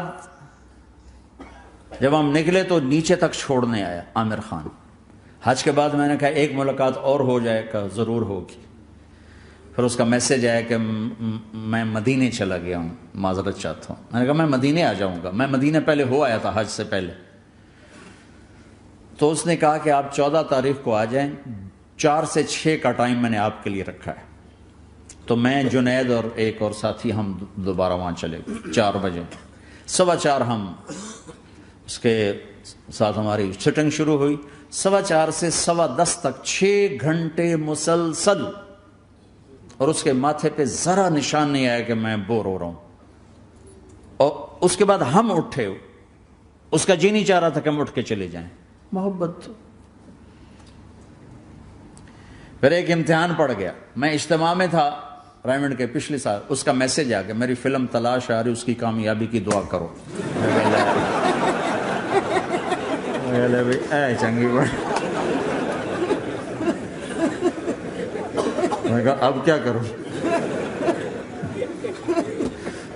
جواب دینا بھی ضروری، دعا بھی نہیں ہو سکتی، کیا کروں۔ تو جب وہ میسج آیا تو میرے سامنے کوئی 10-12 علماء بیٹھے تھے۔ میں نے کہا بھائی یہ میسج ہے، اس کا جواب دو۔ کہا جی یہ ہمارا فیلڈ نہیں، تمہارا ہے، تو ہی جواب دے۔ میں سارا دن سوچتا رہا، مجھے کوئی جواب سمجھ میں نہیں آیا کہ جان بھی بچ جائے، جواب بھی چلا جائے۔ پھر اگلا دن بھی گزر گیا، مجھے کچھ سمجھ میں نہیں آیا۔ میں عصر کا وضو کر رہا تھا، ایک دم اللہ نے ایک مضمون دل میں ڈالا، تو میں نے فوراً بیٹھ کے اس کو میسج کیا کہ عامر بھائی، جو کریٹو ہوتا ہے نا ذہن، یہ اللہ کسی کسی کو دیتا ہے، تخلیقی ذہن یہ اللہ تعالیٰ کسی کسی کو دیتا ہے، ہر ایک کو نہیں دیتا، اور یہ اللہ کی بہت بڑی عطا ہوتی ہے۔ اور میں نے تمہارے ساتھ جو وقت گزارا اس میں میں نے دیکھا کہ اللہ نے تمہیں تخلیقی ذہن دیا ہے، تم کریٹر ہو۔ اور جو لوگ اس ٹائپ کے ہوتے ہیں وہ کامیابی ناکامی کی پرواہ نہیں کرتے، وہ اپنے کام سے کام رکھتے ہیں۔ آپ کا بھائی، تو فوراً اس کا میسج آیا، آپ ٹھیک کہہ رہے ہیں، آپ ٹھیک کہہ رہے ہیں۔ بات ہو گئی، پہ میں تھا ہانگ کانگ، میں نے وہاں سے اس کو میسج کیا، دیکھو کسی مصروف آدمی کو براہ راست فون نہ کیا کرو، میسج کیا کرو کہ میں آپ کو فون کر سکتا ہوں، چونکہ میں اس کا بہت ستایا ہوا، بہت ستایا۔ اللہ کا فضل ہے، میرا اکثر وقت مصروفیت میں ہوتا ہے، فون کرنے والے کو کیا پتا کہ میں کس حال میں بیٹھا ہوں، اور جب میں فون نہیں اٹھاتا ہوں تو مجھے فوراً فتویٰ آتا ہے، متکبر ہو گئے ہو، میں وزیر اعلیٰ نہیں اس لیے میرا فون نہیں اٹھا رہے ہو، میں سعید انور ہوتا، جنید جمشید ہوتا، میں شہباز شریف ہوتا، میں پتہ نہیں پرویز الہی ہوتا، تو پھر تو تم میرا فون اٹھاتے۔ اس قسم کے میسج آتے ہیں پھر جو انتہائی تکلیف دہ ہوتے۔ کسی کی جو ذاتی زندگی ہے وہ اس کو اللہ نے حق دیا ہے، اس میں انٹرفیرنس جو ہوتی ہے کہ میں کسی کی بات سنوں نہ سنوں، اللہ نے مجھے حق دیا ہے۔ پھر خاص طور پر آپ فون کر رہے ہیں، آپ کو کیا پتا کہ اگلا کہاں بیٹھا ہوا ہے، اور اس نے بہت لوگوں کو بد اخلاق بھی کر دیا ہے، بدتمیز بھی کر دیا ہے، اور کچھ ایسا فوبیا ہو گیا ہے۔ میں ٹوائلٹ میں نے سنا فون پہ گلاں کرتا بیٹھا، باہر لائن لگی اندر گلاں کرتا بیٹھا۔ اور یہ ہمارے جو سوداگر ہیں، تاجر پاکستانی، یہ ٹوائلٹ میں بیٹھ کے سودے کر رہے، چک لو، بیچ لو، کر لو، اور بے وقوفو پیشاب تو ٹھیک کر لو۔ ایک ہاتھ میں فون کان کو لگا تو دوسرے ہاتھ سے کھانا کھا رہے ہوتے۔ ارے اپنی جان کے دشمن نہ بنو کہ کھانا کھاتے ہو صرف کھانا کھاؤ، فون آف کر دو۔ بیوی کے پاس بیٹھے ہیں، خوش گپیاں ہو رہے ہیں، ٹرن، بیوی تو پارا ہو گیا۔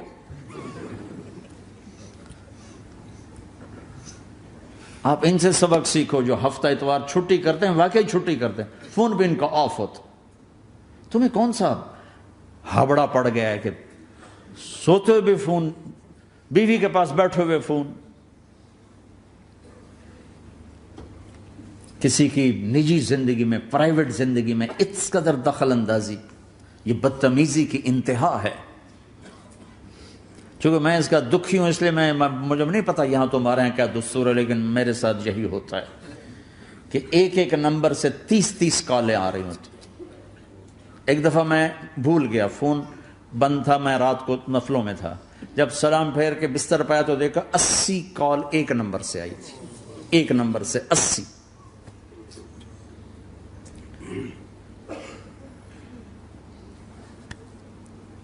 किसी को भी फोन करना हो, अगर तुम्हारी शनासाई है ठीक है, जब मर्जी करो, लेकिन उसका भी टाइम देखो।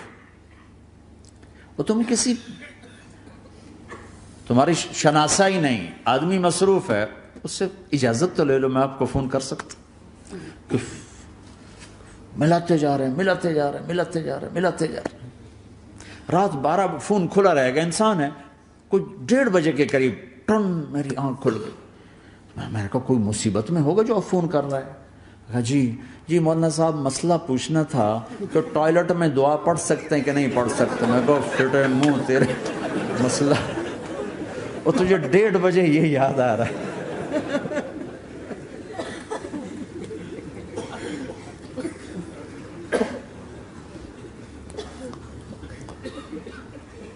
इस फोन ने बहुत दुखी किया लोगों को। इसके आदाब सीखो। जिस दिन छुट्टी हो फोन बंद कर दो, अपने बच्चों के साथ रहो, बैठो फोन बंद कर दो, अपने बच्चों को टाइम दो, बीवी को टाइम दो, उनका हक है ये। वो मेरा भाई हार्ट स्पेशलिस्ट है ना, वो फोन बंद नहीं कर सकता है कि पता नहीं कब कोई इमरजेंसी आ जाए, कब। तो मैं जब उसके घर होता हूं तो मैं अपनी भाभी बेचारी की बेबसी देखता हूं। वो लगी होती है कभी मूड में, कभी जरूरत में, ऊपर से टन तो बेचारी का वो पारा जाता है, लेकिन वो भी जानती है कि बेचारा बेबस है, कि चूंकि हार्ट का मरज ऐसा है कि हर वक्त इमरजेंसी साथ लगी हुई, तो इंतहाई डिस्टर्ब है बेचारी वो खामिद के फोनों से। तो मैंने उसे मैसेज किया कि मैं तारिक जमील हांगकांग में, आपको फोन कर सकता हूं? मैं आपको फोन कर सकता हूं। मैं हमेशा उसे, अब भी मेरा फोन पे रब्ता है, मैं पहले उसे मैसेज देता हूं, मैं आपको फोन कर सकता हूं। अगर उसका जवाब ना है फिर मैं नहीं करता हूं। कभी वो खुद कर लेता है, कभी वो मैसेज दे देता है कॉल कर लें। तो थोड़ी देर बाद उसका फोन आ गया, क्योंकि मैं इस वक्त दिल्ली में हूं, कॉन्फ्रेंस में था, तो मैंने आपका मैसेज देखा था, मैं उठ के बाहर आ गया हूं, अभी आपसे बात करके फिर मैं जाऊंगा। तो ऐसे बातें करते करते कहने लगा, आपकी दुआ से मेरी फिल्म कामयाब हो गई। मैं कहा या अल्लाह, मैं कोई नहीं की थी तेनों।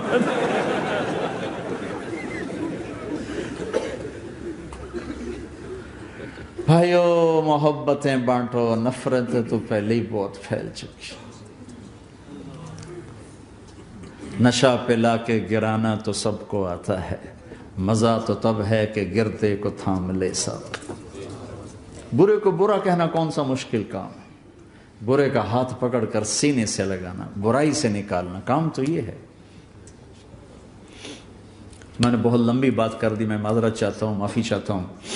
मजमा भी बहुत ज़्यादा है, मस्तूरात भी हैं, और इसके ज़रिए से आगे पता नहीं कहाँ कहाँ पैगाम जा रहा है। और हर घर का ये रोग है कि दिल फटे हुए हैं, और उसके पीछे दो चीज़ें, एक ज़बान का गलत इस्तेमाल है, एक दिल का बुग़्ज़ है। दो पे काबू पा लो, ज़बान पे काबू पाना सीख जाओ, क्योंकि ऊंच नीच हमेशा रहेगी, और अपने दिल को बुग़्ज़ से धोना सीख लो, तो इंशाअल्लाह अज़ीज़ अल्लाह तबारक व तआला आपको यहाँ भी जन्नत का मज़ा चखाएगा और आगे भी जन्नत अता फरमाएगा। मैंने अपनी बेगम से कहा कि तेरे अखलाक का पता चलेगा जब तू सास बनेगी। माँ होकर तो हर माँ बच्चों पे फिदा होती है। जिस दिन तू बहू घर में लाई और उसके साथ तूने बेटी वाला मामला किया, तो फिर मैं तेरे अखलाक को सलाम करूँगा। और मैं अल्लाह का शुक्र अदा करते हुए कह रहा हूँ कि उसने उसको तीसरी बेटी बना ली। मेरी 2 बेटे, उसको तीसरी बेटी बना ली। और मैंने उसे समझाया कि देखो, मेरा और तेरा यूसुफ की बीवी पर कोई हक नहीं, मेरे बड़े बेटे का नाम। मैंने कहा तेरा और मेरा आने वाली पर कोई हक नहीं है। वो हमें पूछे उसका एहसान है, वो ना पूछे तो कभी इसे गिला ना बनाना, क्योंकि उसके जिम्मे ही कोई नहीं। यूसुफ के जिम्मे है तेरी मेरी खिदमत करे, हाल पूछे, लेकिन उसकी बेगम के जिम्मे तेरा और मेरा कोई हक नहीं है। तो अल्लाह के फजल से उसको निभाया। मैं तो वैसे ही बाहर रहता हूँ बहुत कम, मैं तो अपने बच्चों के पास नहीं बैठता हूँ, तो मुझे तो मौका नहीं मिलता है, लेकिन उसने उसको निभाया अल्लाह के फजल करम से। तो अपने घरों को अगर खूबसूरत बनाना है तो चीजों से नहीं बनते घर खूबसूरत, रवैयों से घर खूबसूरत बनते। डीलिंग से, बोल से, मीठा बोल दिलों को जीत लेता है, और एक कड़वा बोल दिलों में आग भर देते। तो मेरे भाइयों, बहुत बड़ा मजमा है, और بیان بھی 2.5 گھنٹے تک ہو چکا ہے. میں آپ سب بھائیوں سے ایک تو یہ گزارش کرتا ہوں کہ آپ اس ایمانی زندگی کو سیکھنے کے لیے اللہ کی راہ میں وقت لگانے کی نیت کرو. کرتے ہو نا سارے؟ 4 مہینے چیلے کا ارادہ کرتے ہو نا؟ کون سال کے اندر اندر 4 مہینے چیلا لگا لے گا؟ سال کے اندر اندر کون لگا لے گا؟ چلو سب کی تشکیل ہو گئی. آپ کا یہ مرکز ہے، اکثر مجمع تو شہر کا ہوگا، یہاں جمعرات کو بیان ہوتا ہے، اس میں جایا کرو. ایک ویکینڈ جماعت میں لگایا کرو. 24 گھنٹے کی زندگی میں صرف 5 نمازیں ہیں، ان کو قابو رکھو، ہاتھ سے جانے نہ دو. اور صبح سے شام تک، شام سے صبح تک اس زبان پہ قابو رکھو اور اس دل پہ قابو رکھو. اپنی کمائیوں میں حلال لاؤ، حرام سے نکلو. جھوٹ نہ بولو، ٹیکس پورا دو، ٹیکس میں چوری نہ کرو. میں مفتی نہیں، لیکن میں یہ کہتا ہوں کہ کسی حال میں بھی جھوٹ بولنا، سوائے جان پہ بن جائے.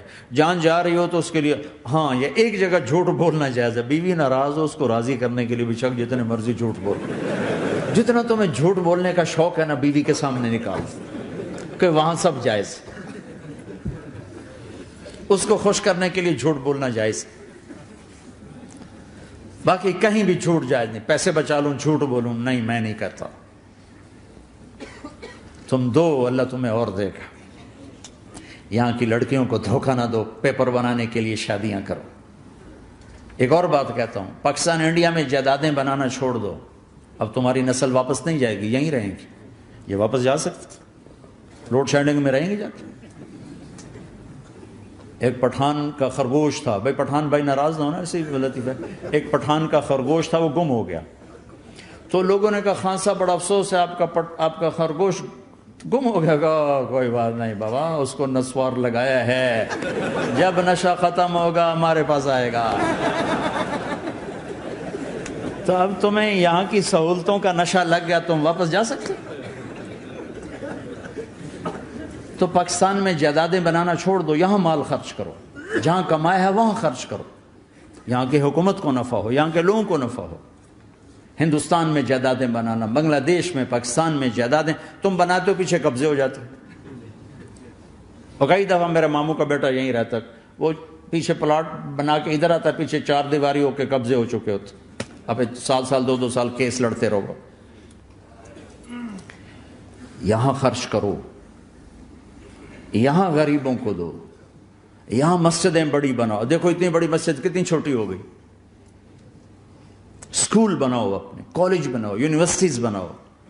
جو پاکستان انڈیا بنگلہ دیش سے آتا ہے، میں ہاتھ جوڑ کے ان سے معافی مانگتا ہوں، چندہ یہیں دو، اس مسجد کو دو. کتنی بڑی مسجد ہے، یہاں کتنے مدارس ہیں، ان کو چندہ دو. کتنے غریب لوگ ہیں، ان کو دو.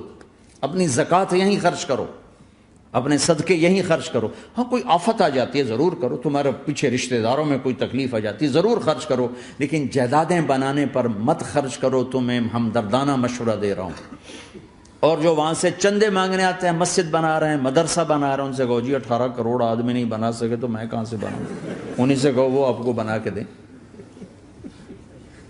میں آپ کو دیانتداری سے یہ بات کوئی نہیں ہے، یہ جرات کوئی نہیں کرے گا. میں آپ سے دیانتداری سے بات کہہ رہا ہوں. اور اکثر یہاں سے پیسہ جاتا ہے فضولیات میں خرچ ہو جاتا، چاہے کوئی چندہ لے کے جاتا ہے، جو کہ ویسے جاتا. اور یہ میں میرپور گیا، میرپور تو میرپوریوں کے گھر دیکھے، 2.5 3 کروڑ کے گھر بنے، اندر بھینسیں بندھی ہوئی. میں کہا ایک کام تھا 2,500 ہی ہو سکتا. ساری دنیا میں لوگ مکان کرائے پر دیتے ہیں اور وہاں کرائے پر بلاتے ہیں کہ کرایہ لے لو، یہاں رہو. اب بھائی تم نے پاکستان جانا ہے، انڈیا جانا ہے، بنگلہ دیش جانا ہے، تو ایک گھر بنا لو چھوٹا سا جس میں تم خود جا کے رہ سکو. لیکن وہاں تم جائیدادیں بنانے کی فکر کرو تو یہ پاگل پن چھوڑ دو. تمہاری نسل واپس نہیں جائے گی، نسوار لگ گئی ہے.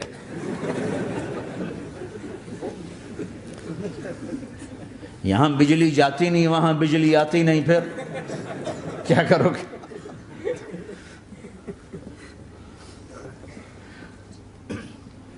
تو اپنی دنیا کے بھی سمجھدار بنو.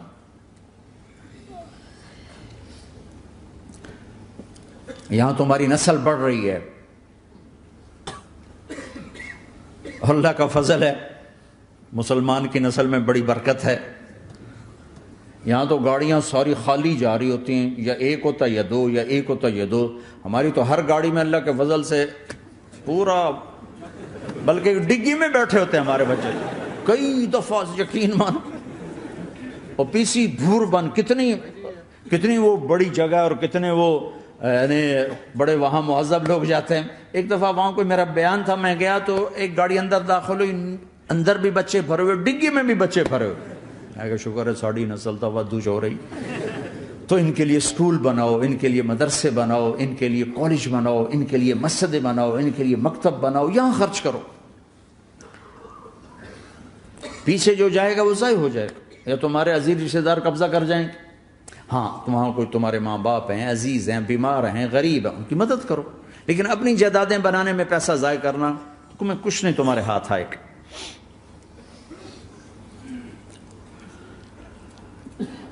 نیت کرتے ہو سارے؟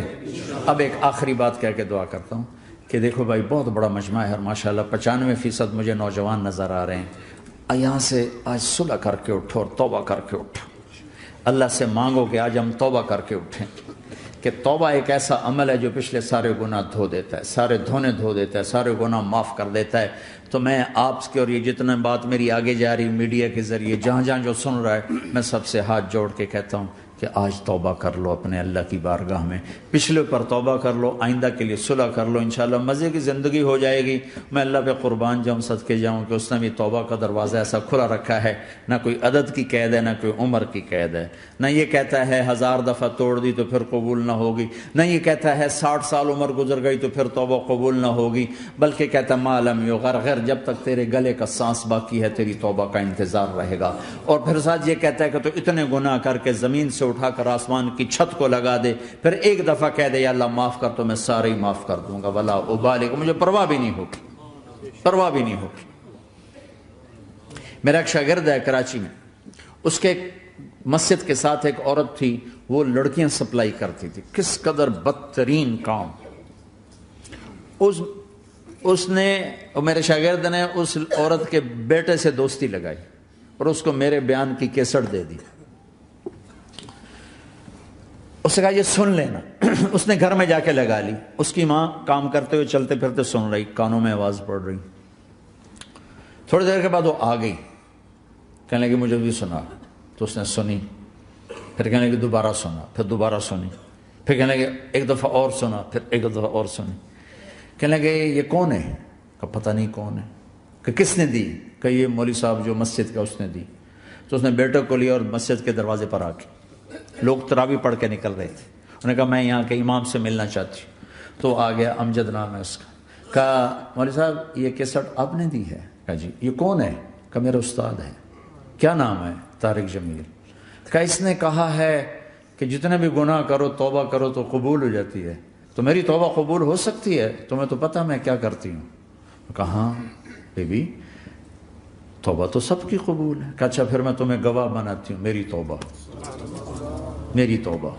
اور اگلے دن مسجد میں آنا شروع کر دی تراویح میں، اور دعا کرے یا اللہ اگر میری توبہ قبول ہے تو مجھے اٹھا لے، اگر میری توبہ قبول ہے تو مجھے اٹھا لے، اگر میری توبہ قبول ہے تو. زور زور سے دعا کرتی. عورتوں کے اس میں جدھر عورتیں نماز پڑھتی تھی، 29 کی رات سجدے میں اللہ نے اس کو موت دی تھی. ساری زندگی لڑکیاں سپلائی کی اور موت آئی رابعہ بصری جیسی. توبہ ایسی چیز، اے اللہ میری توبہ قبول ہے تو مجھے اٹھا لے. 29 کی رات سجدے میں اللہ نے اس کی روح کو قبض کیا. تو میرے بھائیوں بہنوں، جتنا مجمع آپ موجود ہو، جتنا اس کے ذریعے سے سن رہا ہے، آج توبہ کر لو.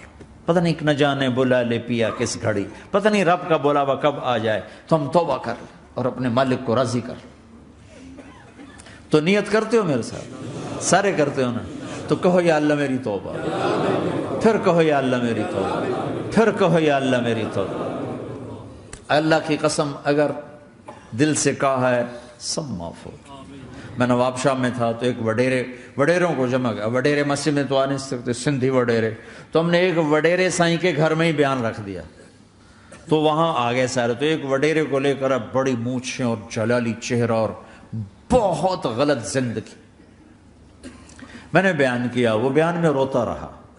جب میں نے کہا ہاں بھائی توبہ، میں ہر بیان میں یہ کرتا ہوں کوشش، شاید کوئی ایک آدمی میرے ذریعے سے توبہ کر جائے تو میری بخشش کا سامان بن جائے، تو اس نے زور سے کہا اللہ سائیں توبہ، اللہ سائیں توبہ، اللہ سائیں توبہ۔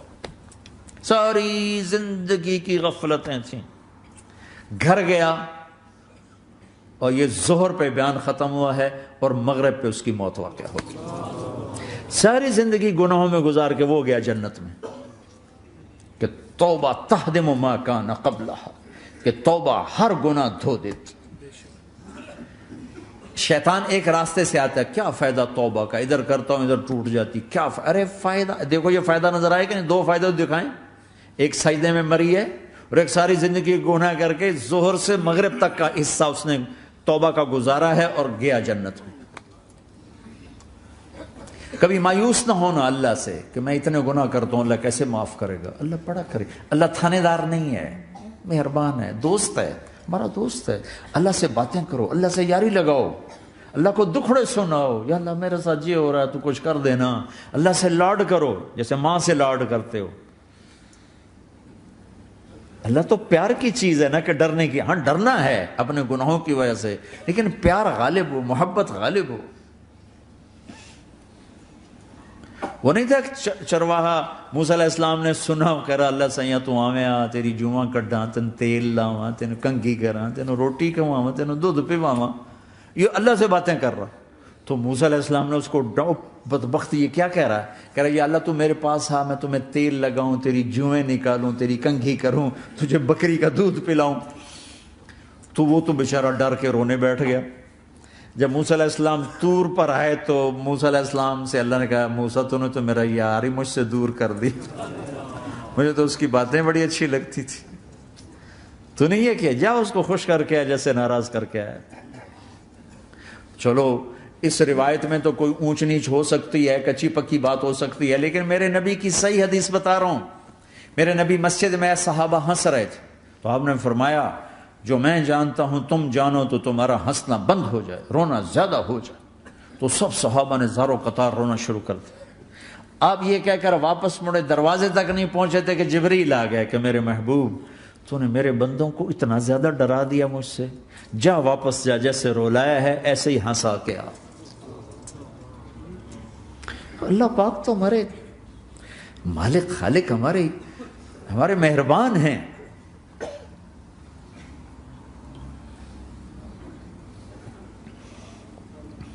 اللہ کو نہیں سنائیں گے تو کس کو سنائیں گے؟ تو جب کبھی توبہ ٹوٹ جائے اللہ کے واسطے مایوس نہ ہونا، پھر کر لینا، پھر کر لینا، پھر کر لینا، معاف معاف معاف۔ پتہ نہیں کون سی توبہ پکی ہو جائے، پتہ نہیں کون سی توبہ پکی ہو جائے۔ تو نیت کرتے ہو سارے بھائی؟ اب بہت بڑا مجمع آئے ہو، چھوٹا سا دو چھوٹے سے تبلیغ کے کام، ایک جمعرات کو مرکز میں جاؤ، ایک 3 دن ہر مہینے لگاؤ، ہر مہینے کسی بھی جماعت کے ساتھ چلے جاؤ، تو انشاءاللہ آپ کو فائدہ ہوگا۔ جس جماعت میں 3 دن میں لگے اور میں نے کہا میں 4 مہینے لگاؤں گا، 4 مہینے اللہ نے تقدیر لکھی تھی، تو میں آگے چلا گیا رائمنڈ سے مل گئی جماعت، سارے ان پڑھ، سارے بڑی میری عمر 18 سال اور سب 40 سال سے اوپر، 60 70 اور سب ان پڑھ اور سب ڈیرہ اسماعیل خان کے دیہاتی، اور اتنے غصے والے کہ جماعت میں روز لڑائی ہوتی تھی۔ ایک آدمی چائے نہیں پیا کرتا تھا تو وہ روزانہ کہتا چائے کیوں بنائی ہے میری چوانی واپس کرو، 4 آنے میرے واپس کرو، تو 4 آنے روزانہ واپس لیتا تھا، باقاعدہ 4 آنے اس کو روزانہ واپس کیے جاتے تھے کہ میں چائے نہیں پیمڑی، میری چوانی واپس کرو۔ اور جماعتوں میں جھگڑا ہوتا ہے کہ تم نے کھانا اچھا نہیں بنایا، اس جماعت میں جھگڑا ہوتا تھا کہ کھانا اچھا کیوں بنایا، اس پہ لڑتے تھے کہ خرچہ زیادہ ہو رہا ہے۔ اور خرچہ کتنا ہوا تھا؟ 1 مہینے کا سفر، جانا آنا بس کا، جانا بس کا آنا، اور اس زمانے میں کوئی کھلانے والے ہیں، سب خود پکایا، 2-4 جگہ کہیں ضیافت ہوئی، 27 روپے ٹوٹل خرچ ہوا تھا۔ کہ زیادہ خرچہ ہے، روز لڑائی، روز لڑائی۔ ایک اس میں رانگڑ تھا، اس کو اذان کا بڑا شوق تھا، وہ جاتے ہی اذان دینی شروع کر دی. وہ بھائی اللہ کے واسطے اب بھائی تو مسجد کے معاملے میں دخل نہ دے، کیوں نہ دوں؟ گردن لمبی ہوگی، مؤذن کی گردن لمبی ہوگی، میں تو دوں گا.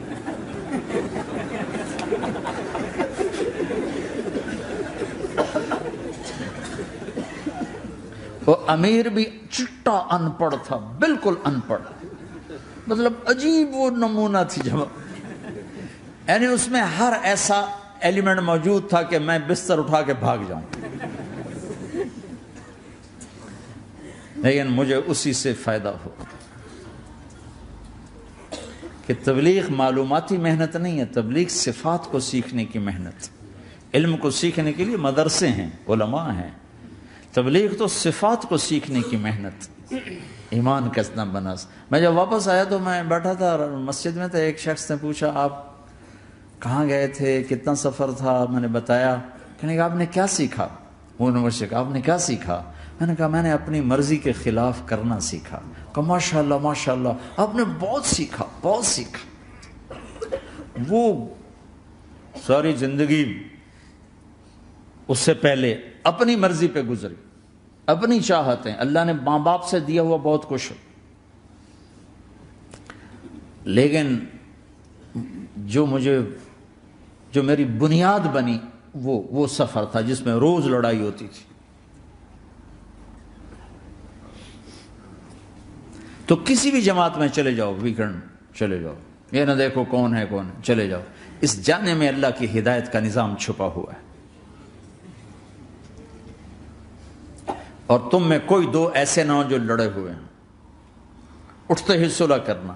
میاں بیوی میں کھٹ بٹ ہے، اٹھتے ہی صلح کرنا. بہن بھائی لڑے ہوئے ہو، ماں باپ سے لڑے ہوئے ہو، اٹھتے ہی صلح کرنا. جو صلح کرنے میں پہل کرے گا اللہ کا محبوب بن جائے گا. شیطان پرانا کھلاڑی ہے نا کوئی، اور ہے بھی تجربہ کار، گول بھی بڑے ٹھکا ٹھک کرتا ہے. نہیں، وہ روزانہ اپنی میٹنگ بلاتا ہے. میٹنگ، ہاں بھائی کیا کیا؟ تو کہتے ہیں جی زنا کرایا. تو ایسے بیٹھا رہتا ہے، یوں سر جھکا کر. چوری کرائی، نماز نہیں پڑھنے دی، جوا کھلایا، یوں کرتا تھا.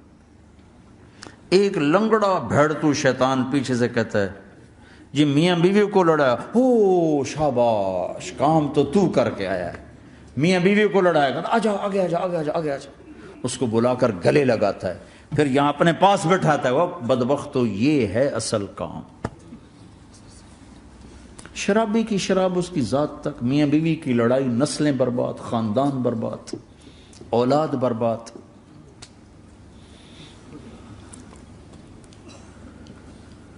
تو آپس کا معاشرہ بناؤ، اسلامی معاشرہ بناؤ، محبت والا، درگزر والا. ایک دوسرے کی تعریف کرو، ایک دوسرے کو گفٹ دو، ہدیہ دو.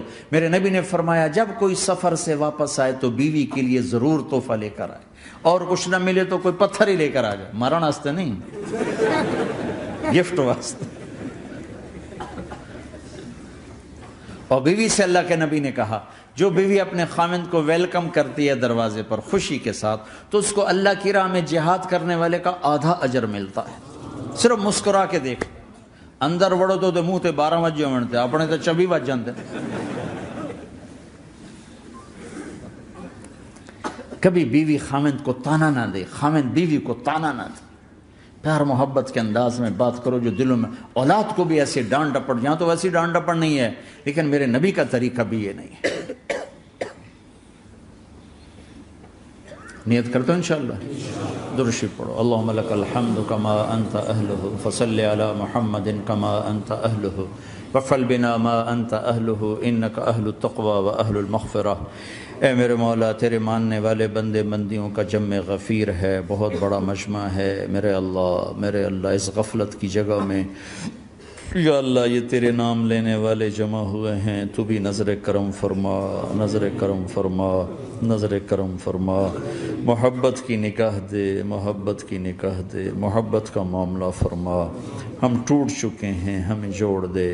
ہم بکھر چکے ہیں، ہمیں سمیٹ دے. ہم پریشان حال ہیں، ہمارا بن جا یا اللہ. دنیا کے بھی ستائے ہوئے ہیں، شیطان کے بھی ستائے ہوئے ہیں. اور میرے مولا ایمان بھی کمزور ہے، جان بھی کمزور ہے، یا اللہ جیسے کمزور بچے پہ ماں باپ کی محبت زیادہ ہوتی ہے، ہم تیرے کمزور بندے ہیں، ہم پہ اپنی محبت کو زیادہ فرما، اپنی الفت کو زیادہ فرما، اپنے تعلق کو زیادہ فرما۔ یہ مجمع پتہ نہیں کہاں کہاں سے تیری محبت میں آیا ہے، مستورات بھی مرد بھی 3 گھنٹے بیٹھے بیٹھے یا اللہ تیری محبت میں بیٹھے ہیں، نہ کوئی پیچھے سیاست کی غرض ہے، نہ کوئی کسی مال کی غرض ہے، نہ کوئی آہ واہ کی غرض ہے، سب تیری محبت میں آئے۔ اے میرے مولا تو ہم سب کے دلوں کو اپنی محبت کے لیے قبول فرما لے، قبول فرما لے۔ یا اللہ تجھ سے دور ہو کر بہت دکھ دیکھے ہیں، تیری نافرمانیاں کر کے بہت دکھ دیکھے ہیں۔ اے میرے آقا، اے میرے مالک، اے میرے مالک، پتہ نہیں کب تیرا بلاوا آ جائے، تیری عزت کی قسم ہم یہ غفلت کی موت نہیں مرنا چاہتے، ہم یہ غفلت کی موت نہیں مرنا چاہتے، لیکن میرے مولا نفس ہمارے اوپر غالب ہے، ہم سے طاقتور ہے، ہمیں گرا دیتا ہے۔ ہم ہر دفعہ توبہ بھی کرتے ہیں، پکی نیت بھی کرتے ہیں، لیکن یا اللہ یہ نفس ہمیں گرا دیتا ہے، شیطان اوپر گرا دیتا ہے۔ اے میرے مولا، اے میرے آقا، ہم پہ نظر کرم فرما۔ جیسے ٹانگوں سے کمزور چلتا ہے تو گر جاتا ہے، ایسے ہی ہم ایمان کے کمزور ہیں، 4 قدم آگے چلتے ہیں تو 50 قدم پیچھے جا گرتے ہیں، ہر دفعہ تجھ سے وعدہ کرتے ہیں پھر ہر دفعہ توڑ کے بیٹھ جاتے ہیں۔ اے رب کریم ذوالجلال اللہ، اے مہربان کریم حنان منان اللہ، آج ہم تیری بارگاہ میں توبہ کر رہے ہیں، تو ہمیں نظر محبت دے دے، نظر عنایت دے دے، اس دل کو قبول فرما لے، ان قدموں کو، ہاتھوں کو، آنکھوں کو قبول فرما لے، ان میں سے ہر کمی نکال دے، ہر گناہ نکال دے۔ یا اللہ ہماری جسمانی کمیاں بھی دور کر دے، ہمارے سر سے لے کر پاؤں تک، ہمارے سر کے دماغ کے یا اللہ فطور نکال دے، بیماری نکال دے، آنکھوں کا غلط دیکھنا نکال دے، آنکھوں کی بیماری نکال دے، کانوں کا غلط سننا نکال دے، کانوں کی بیماریاں نکال دے۔ یا اللہ، یا اللہ ہاتھ کی، پاؤں کی، دل کی، سینے کی، پھیپھڑے کی، گردوں کی، ہڈیوں کی، گوشت کی، پوست کی، کھال کی، یا اللہ ہر قسم کی بیماریوں سے ہمیں نجات عطا فرما دے۔ یا اللہ اس مجمع کی حفاظت فرما، ان کی نسلوں کی حفاظت فرما، جو ہمارے بچے اس ماحول میں گم ہو گئے ہمیں واپس عطا فرما دے، جو بچیاں اس ماحول میں گم ہو گئیں ہمیں واپس عطا فرما دے، اور جو تیرے دین پر جمے ہوئے ہیں انہیں ہمت عطا فرما، انہیں روشن نشان بنا، انہیں مشعل راہ بنا، انہیں ہدایت کا نمونہ بنا، ان کو ہدایت کا چلتا پھرتا یا اللہ نمونہ بنا دے، ہدایت کا سورج بنا دے۔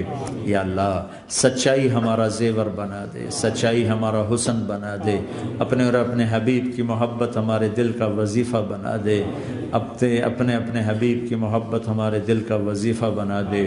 یا اللہ ہم سب سے راضی ہو جا، اس مجمع سے راضی ہو جا۔ یا اللہ ہم نے توبہ کی ہے، اس پہ میں پختہ فرما دے۔ یا اللہ اس مسجد کو آباد فرما، ہماری مساجد کو آباد فرما، ہمارے مدارس کو آباد فرما، مکاتب کو آباد فرما۔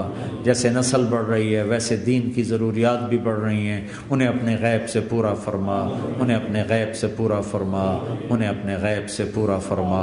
یا اللہ ربنا آتنا فی الدنیا حسنہ وفی الآخرۃ حسنۃ وقنا عذاب النار، وصلی اللہ تعالی النبی الکریم، آمین برحمتک یا ارحم الراحمین۔